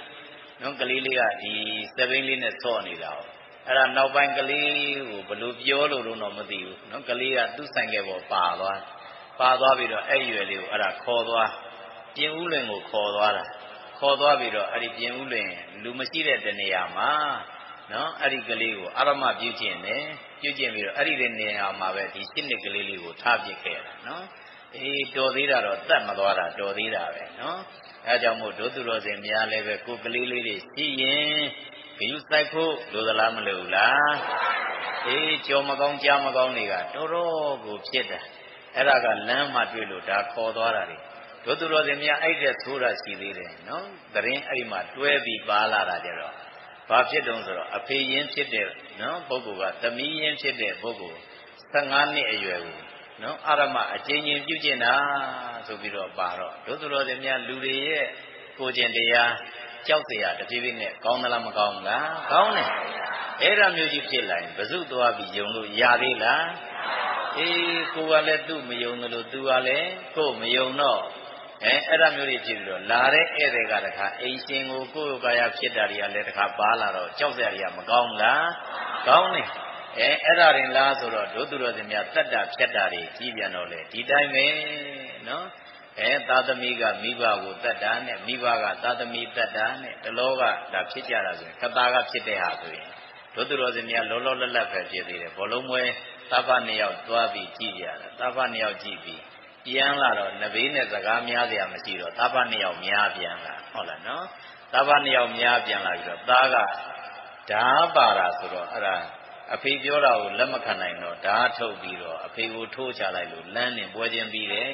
ဆိုလွယ်လွယ်ကူကူပင်စနန္တရိယကံတို့အာနန္တရိယကံတို့ကံကြီးထိုက်တယ်ဆိုတာလဲခေါင်းထဲမှာသိမရှိတော့ဘူးဖြစ်ကုန်တာလေတို့သူတော်စင်များစိတ်ဓာတ်တွေအောက်တန်းကြသလားမကြဘူးလားအဲ့ဒါမျိုးလုံးရက်တွေကျမ်းလာလေတက်တန်းတွေတူလာလေပဲတဲ့အဲ့ဒီတက်တန်းတူတာကိုဗုဒ္ဓရဲ့စပ်ပေမှာစက္ကဝတ္တိသုတ်ဆိုတာရှိတယ်။ဘာသုတ်တယ်စက္ကဝတ္တိသုတ်အဲ့ဒီစက္ကဝတ္တိသုတ်မှာဒုစရိုက်တရားနဲ့လူတက်တန်းတွေတူလာပုံကိုတွဲပြထားတာရှိတယ်တဲ့။ဘာနဲ့ဒုစရိုက်တရားနဲ့လူတက်တန်းဒ ပြောကြည့်ပါဦးဗါတယ်လေဒုစရိုက်တရားနဲ့လူသက်တမ်းဒုစရိုက်တရားတွေထဲမှာမကောင်းမှုဒုစရိုက်ကရှိတာ10ပါးရှိတယ်ဘယ်လောက်ရှိလဲ10ပါးအဲ့ဒီ10ပါးတွေက7000ရဲ့အထက်ကလူတွေကဒုသူတော်စင်များမကောင်းမှုအကုသို့တော်တော်ကိုနေပြီးတော့ကိုယ့်ဘာသာကိုနေကြတယ်မကောင်းမှုဒုစရိုက်ကိုမလုပ်ဘူးတဲ့တက်တန်းဘလောက်ကြာမှစလာတော့ဆိုရင်7000ရောက်မှစဘယ်နှသောင်း7000ရောက်မှစအဲ့လိုဆို7000ရောက်လာတော့ဒီကဘာမှာစပြီးတော့မကောင်းမှုပေါ်လာဘာမကောင်းမှုကိုပထမဆုံးစလုပ်ကြတယ်လေလို့ပြောရင်ဒုသူတော်စင်များအဒိဏဒါနကစတာဘာကစအဒိဏဒါနကစအဒိဏဒါနဆိုတော့ဘာလုပ်တာလဲသူတစ်ပါးပစ္စည်းခိုးတာတဲ့ပြောကြည့်ပါဦးသူတစ်ပါးပစ္စည်းခိုးတာအဲ့ဒါတက်တန်း7000ကလေးကခိုးလာတာဆိုတော့ဒုသူတော်စင်များဥစဉ်တို့ကိုတက်တန်း100ပိုင်းဆိုတဲ့ခါကျတော့တော်တော်ကိုအလေးကျင့်ရနေမှာတော့သိကြတာပေါ့ဟုတ်တယ်မို့လားနော်7000လောက်ကလေးကစပြီးခိုးလာတာဆိုတော့တဖြည်းဖြည်းနဲ့လူတွေကချောင်းရင်ချောင်းတယ်လို့အကုန်မအကုန်တာတွေမရှိဘူးလားချောင်းရင်ချောင်းတယ်လို့မပြီးတော့အခုဒီခေတ်တည်းဆိုရင်ဒုသူတော်စင်များကျန်တာမတော့မသိဖုံးပြဿနာတော်တော်ကိုဖြစ်ကြတယ်နော်ဒီလိုလေးနေရာကိုတင်ထားလိုက်လို့ဟိုဘက်လက်စကားပြောရင်အပြန်ကြမရှိတော့နော်ဒါမျိုးဖြစ်ကုန်တာတွေမရှိဘူးလားနောက်ပွဲလန်းတဲ့ပင်ရှိလို့ခဏကတန်းတန်းချင်းချင်းတသက်ရဲနဲ့အသစ်စည်းသွားရင်အပြန်ကြခြေတုံးလုံးပြန်ရဒါမျိုးတွေမရှိဘူးလားအဲ့လိုဆိုတော့သူတစ်ပါးခြေထောက်နဲ့စီးတဲ့ဖနက်တောင်ခိုးမယ်လို့လုပ်တဲ့စိတ်သက်ကတော့ဒုသူတော်စင်များကြံတာဆိုရင်တော့အကုန်မတော့မှသိကြတယ်ဟုတ်တယ်မို့လားအဲ့ဒါကြောင့်မို့တဖြည်းဖြည်းနဲ့အောက်တန်းနေကြလာတာမရှိဘူးလားရှိတယ်အဲ့ဒါကြောင့်မို့တက်တန်း7000ကနေစပြီးတော့ဘာမကောင်းမှုပေါ်လာတာလဲအဒိဏဒါနမြန်မာလိုပြောရင်ဘာမှုပေါ်လာတာသူတစ်ပါးမပေးတဲ့ပစ္စည်းကိုခိုးမှုစပေါ်လာတာတဲ့အဲ့ဒီလိုနဲ့တဖြည်းဖြည်းနဲ့နော်ဖြစ်လာတော့အဲ့ဒီခိုးမှုဖြစ်လာတဲ့အခါကျတော့တိုင်းပြည်အုပ်ချုပ်တဲ့ပုဂ္ဂိုလ်ကတော်တယ်နော်အဲ့ဒီအခက်ကဒီလိုခိုးမှုဖြစ်တဲ့ဟာကိုသူကဖြစ်တာလဲနည်းနည်းပဲစဖြစ်တာဆိုတော့အဲ့ဒီခိုးတဲ့ပုဂ္ဂိုလ်နဲ့သွားပြီးတော့နော်ဒီနန်းတော်ကနေပြီးတော့သူ့ရဲ့မူကြီးမရတွေကိုလွတ်လိုက်တယ်လွတ်လိုက်ပြီးတော့အဲ့ဒီခိုးတဲ့ပုဂ္ဂိုလ်ကိုနန်းတော်ကိုခေါ်တယ်နန်းတော်ကိုခေါ်ပြီးတော့မေးတယ်မင်းသူတစ်ပါးပစ္စည်းခိုးတယ်လို့ပြောတယ်ဟုတ်ပါသလားလို့ပြောတာအဲ့တော့ဟိုကလည်းမညာဘူးနော်လိမ်မပြောဘူးဟုတ်ပါတယ်ဘာလို့ခိုးတာတော့ဆိုတော့မရှိလို့ခိုးတာပါလို့နော်အဲ့ဒါမျိုးပြောတော့ဒီလိုဆိုရင်မင်းရှိအောင်လုပ်ပေးရလိမ့်မယ်ဆိုပြီးတော့မင်းကဗန္နာတိုက်ထဲကနေပြီးတော့ထုတ်ပြီးတော့အဲ့ဒီခိုးတဲ့ပုဂ္ဂိုလ်ကိုထောက်ပံ့မှုတွေလုပ်တယ်တဲ့နောင်ခိုးမစားတော့နဲ့မင်းကိုဖမ်းလည်းမဖမ်းဘူးတတ်လည်းမတတ်ဘူးဘာမှလည်းမလုပ်ဘူးမင်းအဲ့ဒါနောက်ထပ်တော့ခိုးမစားတော့နဲ့ဒါနဲ့ကိုယ့်ဘာသာကိုယဉ်နီးပြီးတော့လောက်ကင်စားတော့ပါလို့အဲ့ဒါမျိုးပြောလိုက်တော့အဲ့ဒီလူကလည်းသဘောတွေကြပြီးတော့အဲ့ဒီပစ္စည်းတွေယူလာနော်ယူလာပြီးတော့သူ့ဘဝနဲ့သူဒီလိုနေတာအဲ့ဒါမျိုးဖြစ်တာကိုကြံတဲ့ပုဂ္ဂိုလ်ကလည်းသိပြီးတော့အသင်မပြေတဲ့လူကသူကအဲ့ဒီခိုးတဲ့ပုဂ္ဂိုလ်ကိုမြင်ပြီးတော့ဟာခိုးတဲ့လူကိုမင်းကနန်းတွင်ခေါ်ပြီးတော့နော်ပစ္စည်းဥစ္စာတွေပေးလိုက်တယ်လို့ပြောလိုက်တော့နော်လူတွေကနားလဲတာကတစ်မျိုးဖြစ်သွားတကယ်တမ်းကတော့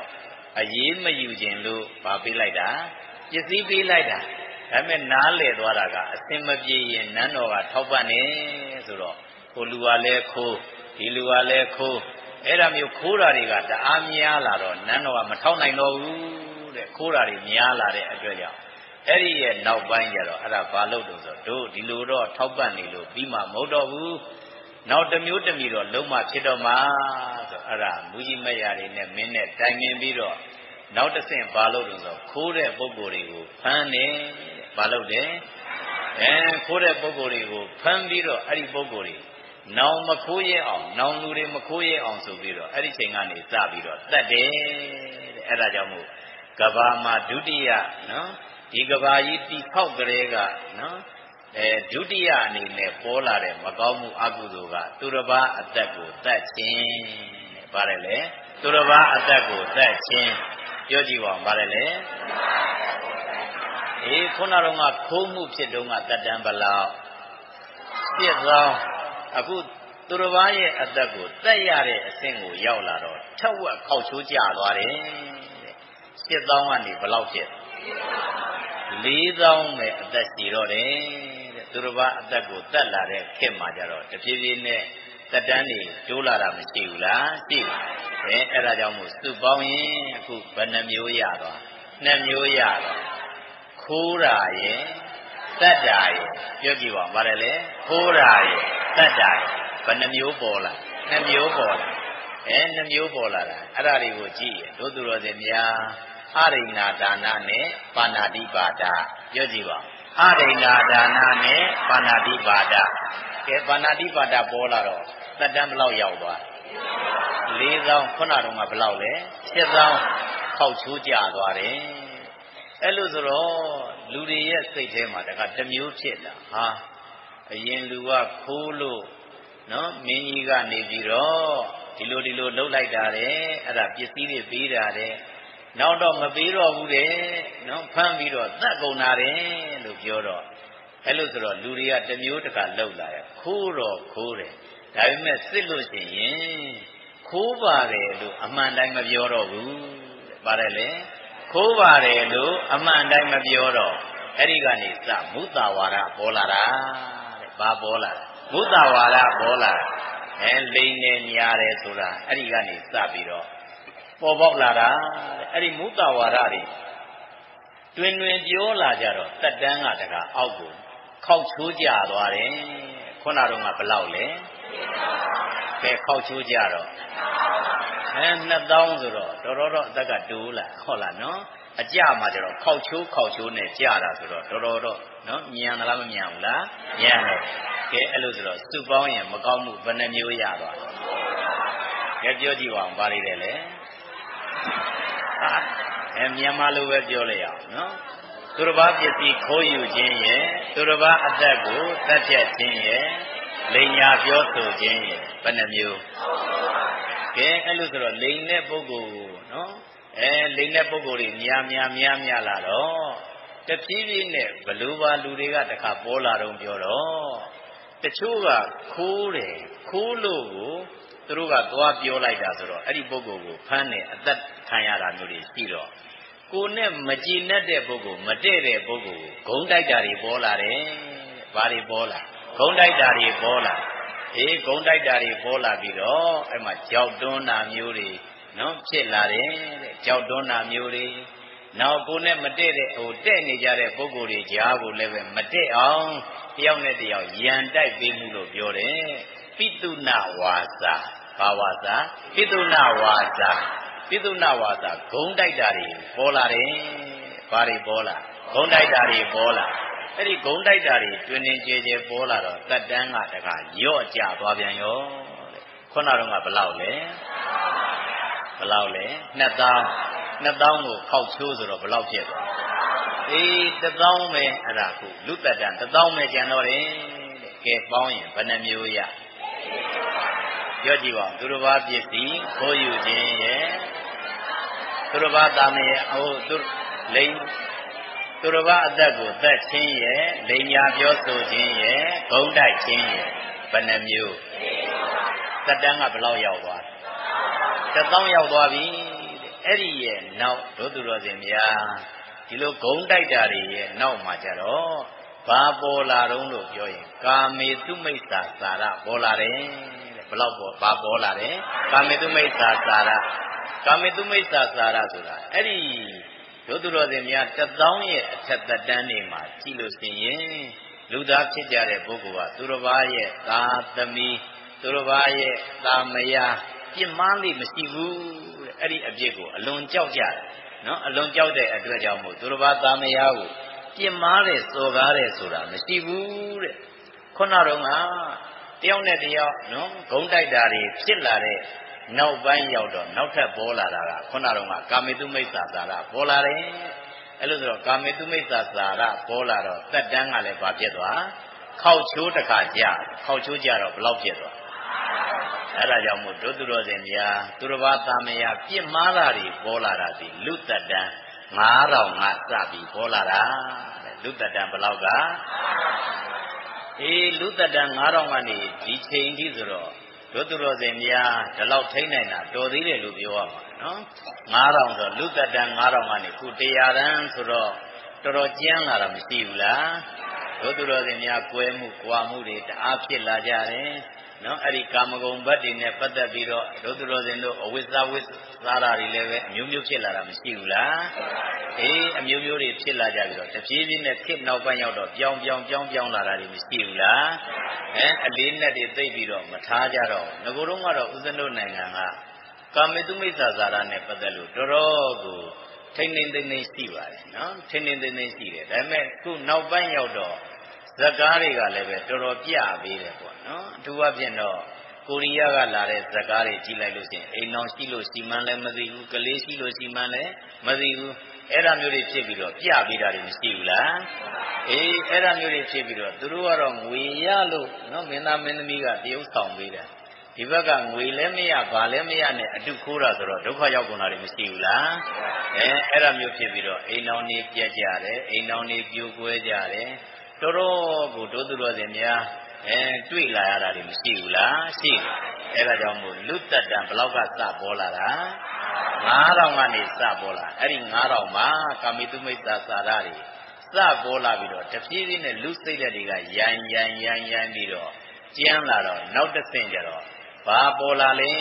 လို့ပြောရင်ဖရုဒဝါစာနဲ့တံဖတ်ပလာပါပါတယ်လေဖရုဒဝါစာနဲ့တံဖတ်ပလာပါဖရုဒဝါစာဆိုတာဘာပြောတာကြမ်းထမ်းတဲ့စကားဆဲတာဆိုတာတွေအဲ့ဒီခုနတော့ကသက်တမ်း9000ရှိမှတော့လူတွေကတယောက်နဲ့တယောက်မဆဲသေးဘူးတဲ့အဲ့ဒီရဲ့နောက်ပိုင်းမှာဆဲတာဆိုတာတွေဖြစ်လာတယ်အတင်းချင်းပြောတာတွေလည်းအဲ့ဒီခေတ်ကမရှိသေးဘူးတဲ့အတင်းချင်းတွေလည်းပဲဒုသူတော်စင်များကာမေတုမိစ္ဆာစာရရဲ့နောက်မှာကြတော့အတင်းချင်းပြောတာတွေအကျိုးမရှိတဲ့စကားတွေပြောတာတွေပါပေါ်လာတယ်အဲ့ဒါတွေပေါ်လာတော့လေလူသက်တမ်းဟာတကထက်ဝက်ထပ်ပြီးတော့ကြာသွားတယ်တဲ့ခုနဘလောက်ရောက်သွား9000ကနေခုဘလောက်ရောက်သွားသက်တမ်းကတော်တော်ဒိုးလာနော်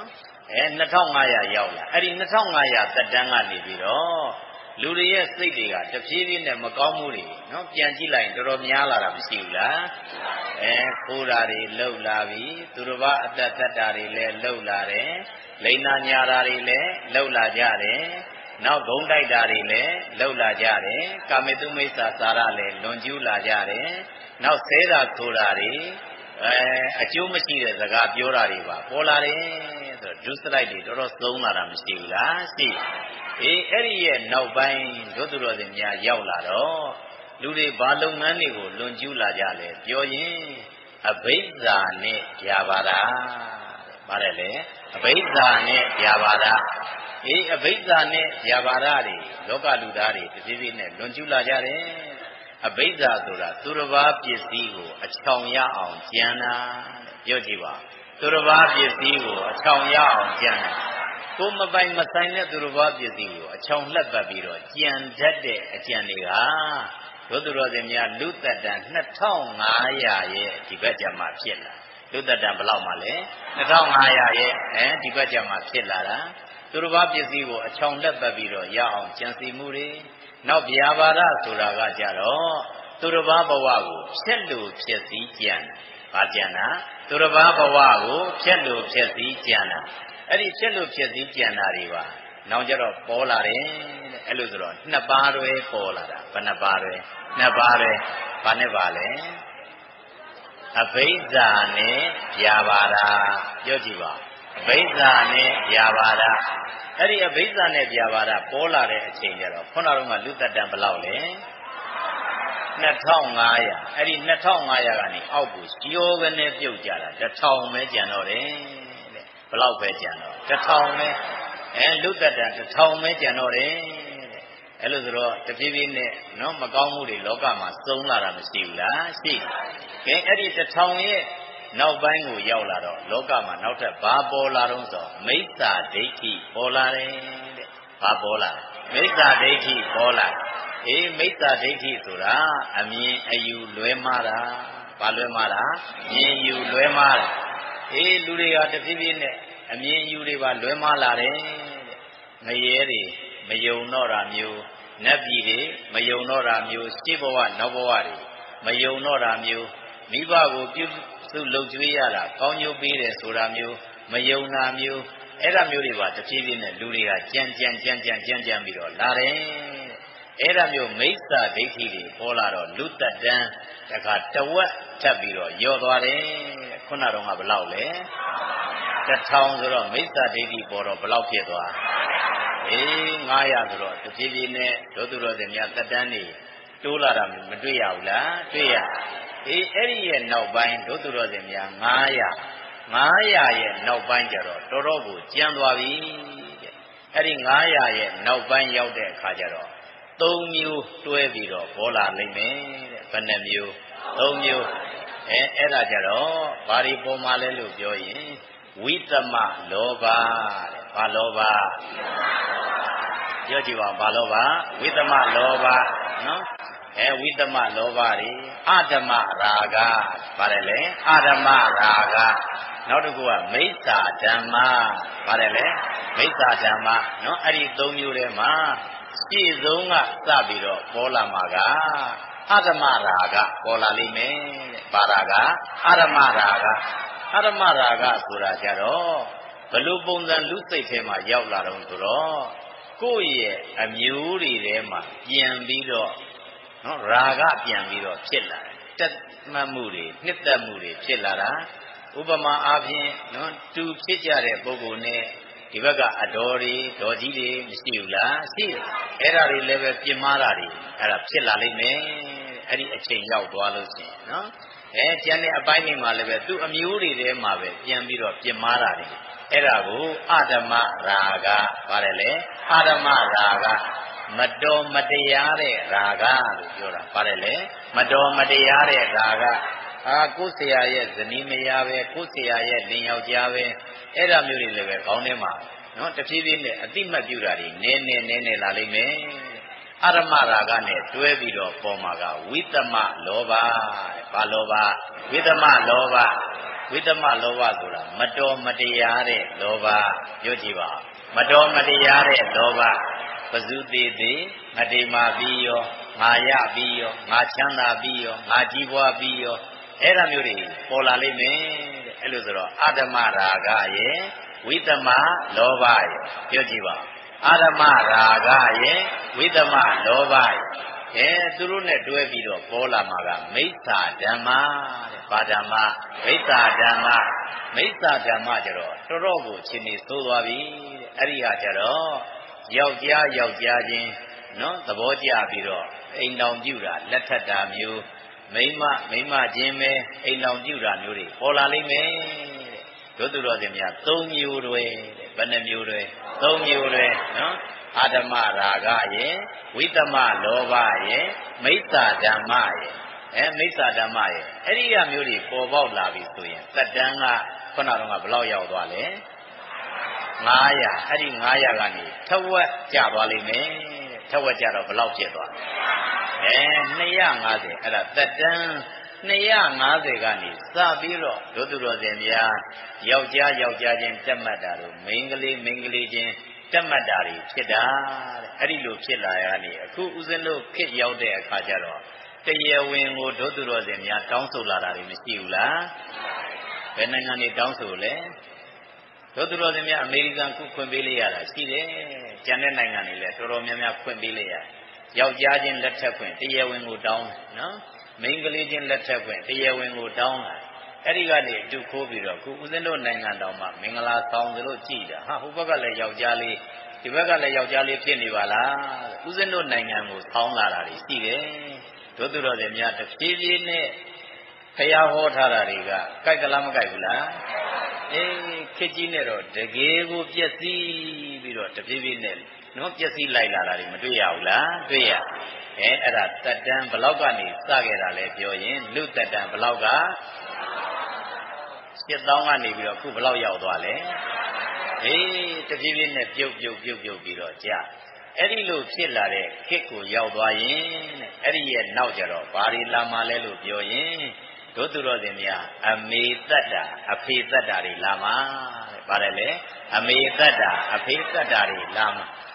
အမေကိုတတ်ပြစ်တာမျိုးအဖေကိုတတ်ပြစ်တာမျိုးသူ့ရဲ့သွေးရင်သားရင်ကတတ်ပြစ်တာမျိုးအခုကိုတဖြည်းဖြည်းနဲ့ဖြစ်လာတာတွေစိတ်လာတာမရှိဘူးလားရှိအဲ့ဒါမျိုးတွေတို့သူတော်စင်များအမေတတ်တာအဖေတတ်တဲ့ကံတွေဖြစ်လာပြီရဲ့လို့ဆိုရင်လူသက်တမ်းဟာတဝက်တစ်ခါထပ်ပြီးတော့ပြုတ်ကြမယ်ခုနဘလောက်ရောက်သွား250ကနေပြီးတော့100ရောက်သွားမှာတဲ့ဘလောက်ရောက်သွားမှာ100ရောက်သွားမှာ100ရောက်သွားမှာအဲ့ဒီ100သက်တမ်းမှာတို့သူတော်စင်များကိုဖခင်ကိုပြန်ပြီးတော့တတ်တာမျိုးတို့သူတော်စင်တို့ဖြစ်လာတာတွေမရှိဘူးလားသမိုင်းမှာကျမ်းနေခဲ့တာဘယ်သူရှိလဲအဇာတတကအဲ့ဒါဖယားလက်ထက်ကအတူတူပဲဖယားပွင့်တော့မှသူတို့ကလူငယ်တွေနော်လူငယ်တွေဆိုတော့အဲ့ဒီ100တန်းမှာဒါဖြစ်သွားကြတာဟုတ်တယ်မဟုတ်လားနော်100တန်းမှာရောက်သွားတဲ့ကအမေတတ်တာအဖေတတ်တာတွေပါအဲ့ဒါဖြစ်လာတယ်အဲ့ဒီ100တန်းမှာပဲဦးဇင်းတို့ခုကိုးကွယ်နေတဲ့ဂေါရမဗုဒ္ဓဘုရားက100တန်းမှာပွင့်ဘယ်လောက်တန်းမှာလဲအဲ့ဒီ100တန်းကနေပြီးတော့တဖြည်းဖြည်းနဲ့ရော့ပြော့ပြီးတော့တဖြည်းဖြည်းနဲ့အသက်ကပြုတ်ကြပြီးတော့ဘလောက်တန်းဒီအငယ်ဆုံးကိုသွားမှလဲကြတော့10နှစ်တန်းကိုသွားမှတဲ့ဘယ်နှစ်တန်း10နှစ်ဒီနေရတဲ့ပုဂ္ဂိုလ်ကအဲ့ဒါသက်တမ်းပြည့်နေရတဲ့လူဖြစ်လာလိမ့်မယ်အဲ့ဒီ10နှစ်ရောက်သွားရင်အိမ်တော်ကဘယ်ချိန်ကြရမလို့9နှစ်မှာအိမ်တော်ကြလိမ့်မယ်ဘယ်နှစ်မှာ9နှစ်မှာအိမ်တော်ကြတို့သူတော်စင်များရှင်းလုံးကအိမ်တော်ကြတာနဲ့အခုအိမ်တော်ကြတာနဲ့တူသေးလားအခုနောက်ပိုင်းမှာတို့သူတော်စင်များကလေးငယ်ငယ်တွေတော်အိမ်တော်ကြလာတာရှိတယ်အိမ်တော်ကြကုန်တာတွေရှိတယ်နဘေးနေရာတွေမှာတို့သူတော်စင်များတိုင်းရင်းသားတွေထဲမှာကြည်လဲပဲငယ်ငယ်ရွယ်နဲ့အိမ်တော်ကြတာတွေဥစဉ်တို့ဘက်ကနော်အခုဒီမှာကနည်းနည်းအသက်တွေနေကြသေးတယ်တချို့နေရာတွေမှာကြည့်ရင်12နှစ်13နှစ်ဆိုရင်ဦးဇင်းတို့နိုင်ငံအတွင်းထဲမှာကကြာကုန်တာတွေရှိတယ်ဟုတ်လားနော်တော်တော်ကိုဒါသက်တွေငဲကုန်တာတွေမရှိဘူးလားရှိဘယ်နှစ်မှာအိမ်အောင်ကြမှာလဲ10နှစ်တန်းဆိုရင်ဘယ်လောက်မှကျင်9နှစ်မှာအိမ်အောင်ကြအဲ့ဒီ9နှစ်မှာအိမ်အောင်ကြတဲ့အခါကျတော့လောကမှာဘာတွေကွယ်ပြောက်ကုန်မှလဲလို့ပြောရင်ထောပတ်တို့စီဥတို့ပြားရည်တို့တင်းလဲတို့နောက်တစ်ခုကနော်စားတို့လောကမှာကွယ်ပြောက်သွားမှာအဲ့ဒီအတန်းမှာနော်ပြားရည်ဆိုတာနောက်ပိုင်းမရှိတော့ဘူးပြားရည်တို့ထောပတ်တို့နော်စီဥတို့အဲ့ဒီပုံစံမျိုးတွေမရှိတော့နော်တင်းလဲတို့စားပါပြောင်းမယ်တဲ့နော်ဘယ်လောက်သက်တမ်းမှာလဲ10နှစ်သက်တမ်းမှာ10နှစ်သက်တမ်းမှာအဲ့ဒါပြောက်ပြီးတော့နောက်လောကတွေကဘာနောက်ထပ်ပြောက်မှာဆိုတော့ကုသိုလ်ကမ္မပဋ္ဌတရား10ပါးပြောက်မှာကုသိုလ်ကမ္မပဋ္ဌတရားဘယ်နှပါ10ပါးကုသိုလ်ကမ္မပဋ္ဌတရား10ပါးဆိုတာခုနတုန်းကတရားတွေပြောင်းပြန်သူတစ်ပါးအသက်မတတ်တာသူတစ်ပါးပစ္စည်းမခိုးတာသူတစ်ပါးတာမယမပြစ်မှားတာနောက်လိန်ညာပြီးတော့မပြောတာဂုံးမတိုက်တာကြံ့ကြံ့ထန်းထန်းမပြောတာနောက်တယောက်နဲ့တယောက်အတင်းဖြင်းနော်အဲ့ဒါမျိုးမပြောတာသူတစ်ပါးပစ္စည်းကိုအချောင်ကြံတဲ့စိတ်ဓာတ်မရှိတာသူတစ်ပါးကိုဖြက်လို့ဖြက်သည်မကြမ်းတာအမြင်အယူမလွဲတာအဲ့ဒါမျိုးတို့သူတော်စင်များတရားကိုကုသိုလ်ကမ္မပဋ္ဌတရားဘာတရားကုသိုလ်ကမ္မပဋ္ဌတရား10နှစ်တန်းမှာအဲ့ဒီတရား10ပါးလုံးအလုံးပြောက်သွားလိမ့်မယ်တဲ့အဲ့ဒါမျိုးပြောက်ပြီးတော့တို့သူတော်စင်များလူတွေမှာအာဃာတစိတ်တွေပြင်းထန်လာလိမ့်မယ်တဲ့ဘာစိတ်တွေအာဃာတဆိုတာဒေါသကိုပြောတာနော်ဒေါသဘာကိုပြောတာလဲဒေါသတွေပြင်းထန်ပြီးတော့လူတွေကတယောက်နဲ့တယောက်တွေ့ရင်ဘလို့ပုံစံဖြစ်လာကြမှာလဲလို့ပြောရင်တရိစ္ဆာန်တကောင်ကိုလူကမြင်လိုက်ရင်တို့သူတော်စင်များ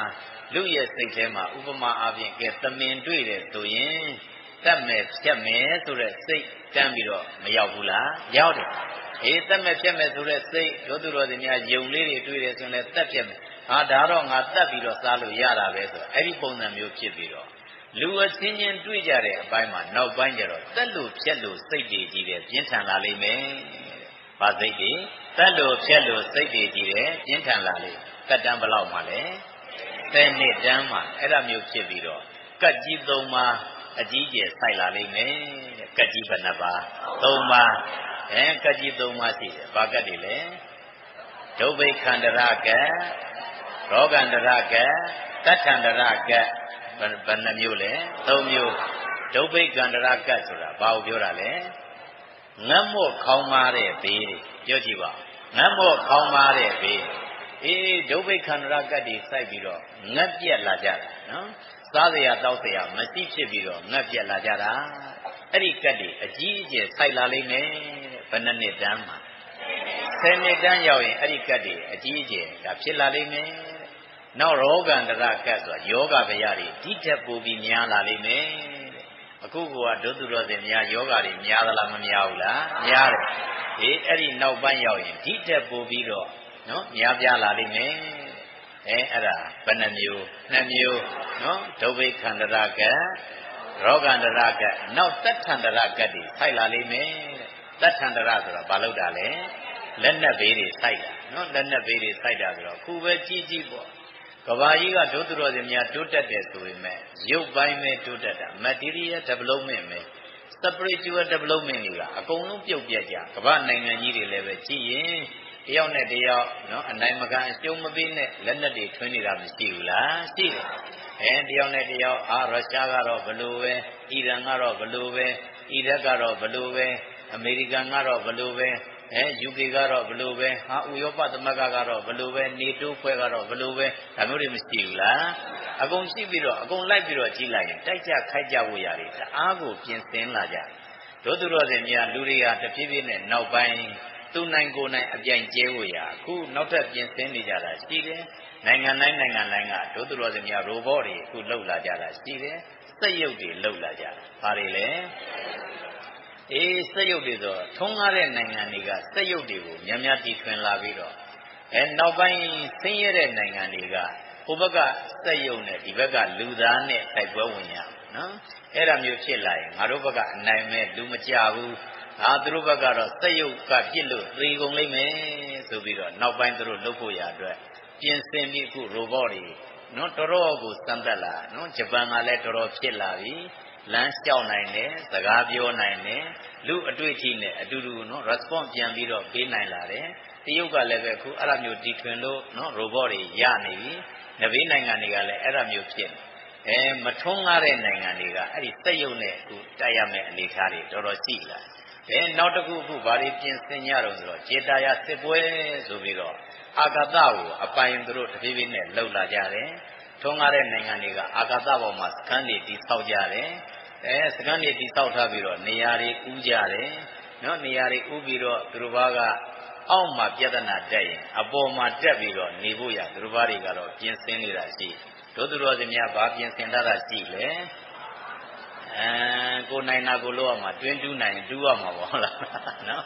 အဲ့ဒါမျိုးဖြစ်ပြီးတော့သူတို့ဘာတွေကတော့အဲ့ဒါမျိုးတွေဖြစ်ပြီးတော့တိုးတက်လာတယ်ဆိုပေမဲ့တက်ကြဖို့ဖြတ်ကြဖို့တွေကြီးတယ်ပဲပြင်ဆင်လာတာမရှိဘူးလားအဲ့ဒါကြောင့်ဖျားဟောတွေမှန်သလားမမှန်ဘူးလားတဖြည်းဖြည်းနဲ့အဲ့ဒါအကုန်စုံပြီးတော့အဲ့ဒီ10နှစ်တန်းရောက်သွားရင်နောက်ပိုင်းတက်ကြဖြတ်ကြပြီးတော့ကြံနေတဲ့လူတွေကစိတ်ကောင်းစေတနာကောင်းလေးတွေထားပြီးတော့တဖြည်းဖြည်းနဲ့လူသက်တမ်းကပြန်ပြီးတော့တက်သွားမှာအဲ့ဒါဇာတို့10နှစ်ကနေပြီးတော့နှစ်20ကနေ40အဲ့ဒီကနေအထက်ကိုပြန်ပြီးတော့တဖြည်းဖြည်းပြန်ပြီးတော့တက်သွားကြအောင်ပါအဲ့ဒါမျိုးတက်သွားတဲ့အပိုင်းမှာအသက်တန်းဘလောက်မှာနောက်ဖျားပွင့်မှာလဲ7000ရောက်လို့ရှိရင်နောက်ဖျားပွင့်မှာလိမ့်မယ်တဲ့ဘာဖျားတယ်လဲအရိယတေယဖျားအဲ့ဒါဗုဒ္ဓရဲ့စာပေမှာကြနာနော်ဟောထားပြောထားတာရှိတယ်အဲ့ဒါကြောင့်မို့မနက်ကဆုံးကတ်လာကြတော့ဦးဇင်းကျောင်းကိုဆုံးကတ်တဲ့အဖွဲ့ထဲမှာခရစ်ယာန်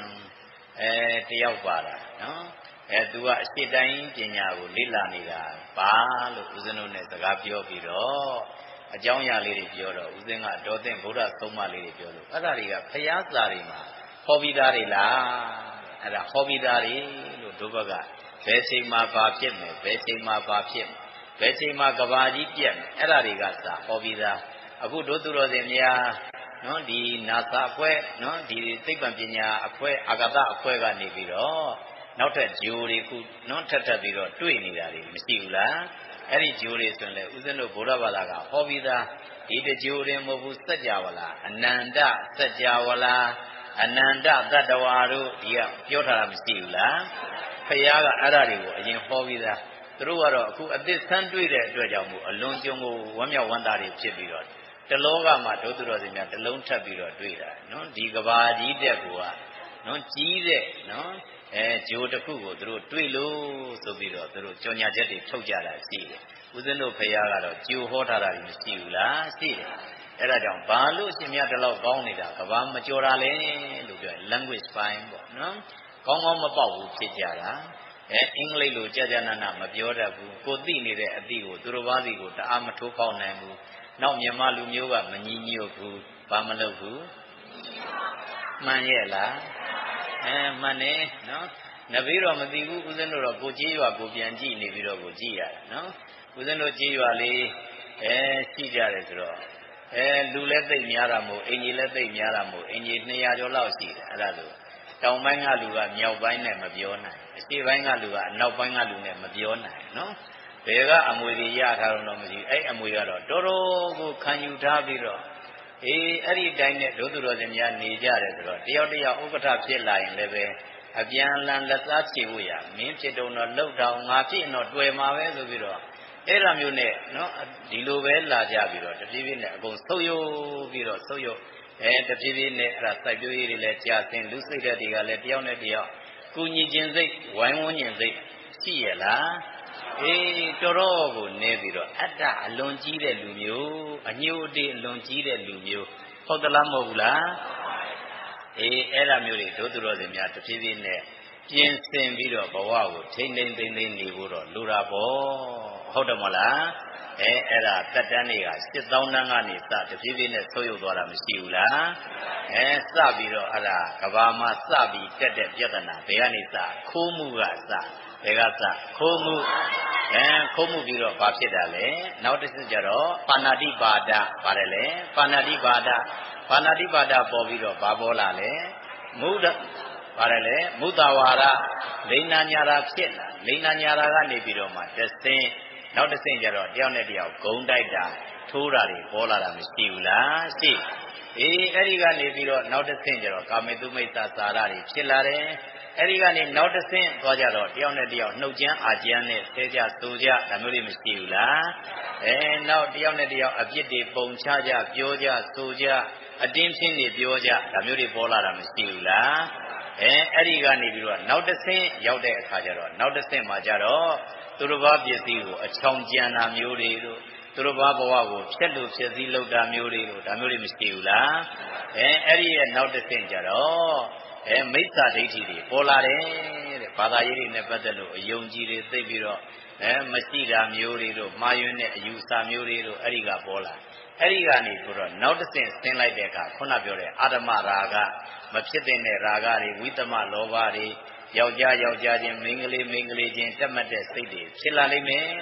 အဲ့ဒီရဲ့နောက်မှာအမေသက်အဖေသက်တွေဖြစ်ပြီးတော့အဲ့ဒီရဲ့နောက်မှာတော့7နှစ်သက်တမ်းကို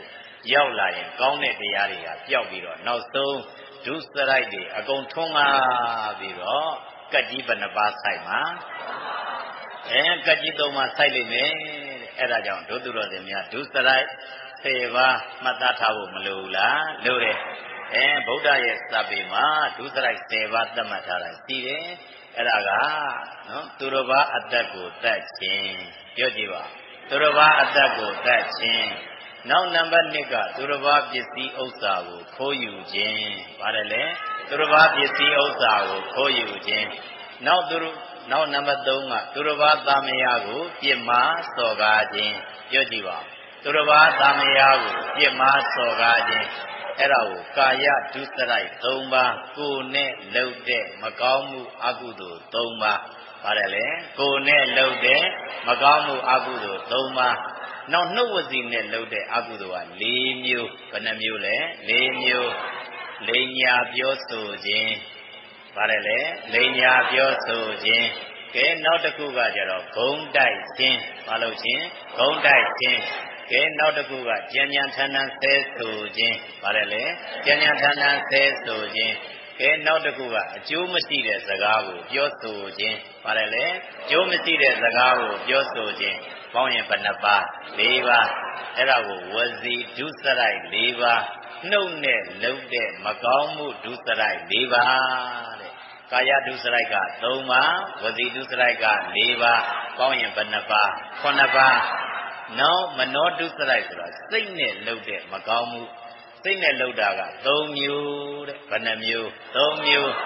3မျိုးကသူတစ်ပါးပစ္စည်းကိုအချောင်ရအောင်ကြံစီခြင်းပြောကြည့်ပါသူတစ်ပါးပစ္စည်းကိုချောင်ရအောင်ကြံစီခြင်းနောက်နံပါတ်2ကသူတစ်ပါးဘဝကိုဖြတ်လို့ဖြတ်စီကြံစီခြင်းပါတယ်လေဖြတ်လို့ဖြတ်စီကြံစီခြင်းဘယ်နှပါးရကဲနောက်တစ်ခုကကြတော့အမြင်အယူလွဲမှားခြင်းတဲ့ပါတယ်လေအမြင်အယူလွဲမှားခြင်းကောင်းတာလုပ်လဲကောင်းကျိုးမရဘူးမကောင်းတာလုပ်လဲမကောင်းကျိုးမရဘူးဆိုပြီးတော့အမြင်အယူလွဲမှားခြင်းစိတ်ထဲမှာဖြစ်တဲ့မကောင်းမှုက3ပါးဘယ်နှပါး3ပါးအဲ့လိုဆိုတော့9နဲ့3နဲ့ပေါင်းတော့အဲ့ဒါကိုဒုစရိုက်တရား10ပါးဘာ10ပါးဒုစရိုက်တရား10ပါးအဲ့ဒီ10ပါးတောင်းကျမ်းလေးတက်တန်းမြန်မြန်တူလီလေးပဲတဲ့အဲ့ဒီ10ပါးကတောင်းကျမ်းလာရင်တပြေးပြေးနဲ့ယာတိဥရုတွေပြက်ပြားမယ်ယာတိဥရုပြက်ပြားလာပြီဆိုရင်အစားတောက်တွေမှာအနှစ်သာရမရှိတော့ဘူးတဲ့ဩဇာမရှိတော့အဲ့ဒါတွေကိုစားမိပြီးယောဂဗျာတွေဖြစ်ကြပြီးတော့တက်တန်းတူတာမရှိဘူးလားရှိတယ်အဲ့ဒါကြောင့်ဒီ10ပါးတို့သူတော်စင်များလွန်ကျူးလို့ရှိရင်နောက်ကသိုးကြိုး4မျိုးလိုက်လာတတ်တယ်သိုးကြိုးဘယ်နှမျိုးအဲ့ဒါဘာတွေလဲပြောရင်အတ္တနုဝါဒဘေးတဲ့ဘာဘေးအတ္တနုဝါဒဘေးဆိုတာကြတော့ကိုယ်ကိုဆွတ်ဆွဲတဲ့ဘေးပြောကြည့်ပါတခြားလူကမို့ကိုယ်ကိုယ်တိုင်ပြန်ဆွတ်ဆွဲပြီးတော့ငါမို့ဒီလိုမကောင်းဘူးလုံမိတယ်ဆိုပြီးတော့ကိုယ်စိတ်မတန့်တော့တာပေါ့အဲ့ဒါမျိုးတွေဖြစ်လာမယ်နောက်ပရာနုဝါဒဘေးတဲ့ဘာဘေးသူတစ်ပါးကကိုယ်ကိုဆွတ်ဆွဲတဲ့ဘေးပြောကြည့်ပါသူတစ်ပါးကနေကိုယ်ကိုပြီးတော့ဒီလိုပုဂ္ဂိုလ်ကဒီလိုမကောင်းမှုတွေလုပ်တယ်ဆိုပြီးတော့ဝိုင်းပြီးတော့အပြစ်တင်ကြတာတွေအပြစ်တင်ကြတဲ့ဘေးတွေဆိုင်လာလိမ့်မယ်အဲ့ဒါကြောင့်အတ္တနုဝါဒဘေးပရာနုဝါဒဘေးနောက်နံပါတ်3ကကြတော့ဒန္တဘေးတဲ့ဘာဘေးမင်းပြစ်မင်းတန်သိမ့်ပြီးတော့တို့သူတော်စင်များအချုပ်တွေထောင်နေကြတဲ့ဘေးဒဏ်ခတ်ခံရတဲ့ဘေးတွေကျုံလာလိမ့်မယ်တဲ့ဘယ်နှမျိုးရ3မျိုးရနောက်ဆုံးကတော့ဒုက္ခတိဘေးတဲ့ဘာဘေးသိဆုံးသွားပြီးတော့လူပြန်မဖြစ်တော့ဘူးဘယ်ကိုကြအပေကိုကြပြီးတော့ငရဲကြသူတရိစ္ဆာန်ဖြစ်သူจิตတာဖြစ်သူတွေအဲ့ဒါမျိုးတွေသွားလိမ့်မယ်တဲ့အဲ့ဒါကြောင့်မို့ဒုစရိုက်10ပါးရဲ့နောက်ဆက်တွဲဆိုးကျိုးဘယ်နှမျိုး၄မျိုးအဲ့ဒါမျိုးမကောင်းမှုတွေလာတဲ့အတွက်ကြောင့်တို့သူတော်စင်များတတ်နိုင်သမျှကိုယ်ထိန်းသိမ်းသိမ့်သိမ့်နဲ့ဘယ်မှာနေဘယ်မြို့မှာနေလူဘဝနဲ့နေသာသနာဝန်ထမ်းဘဝနဲ့နေကိုယ်ကောင်းအောင်တတ်နိုင်သမျှနေထိုင်တတ်ဖို့မလိုဘူးလားအဲ့ဒါမျိုးနေထိုင်ပြီးတော့ကိုယ့်ရဲ့ဘဝကိုတန်မိုးရှိကြောက်လန်းနိုင်တဲ့သူတော်ကောင်းများဖြစ်ကြပါစေကုန်သတည်း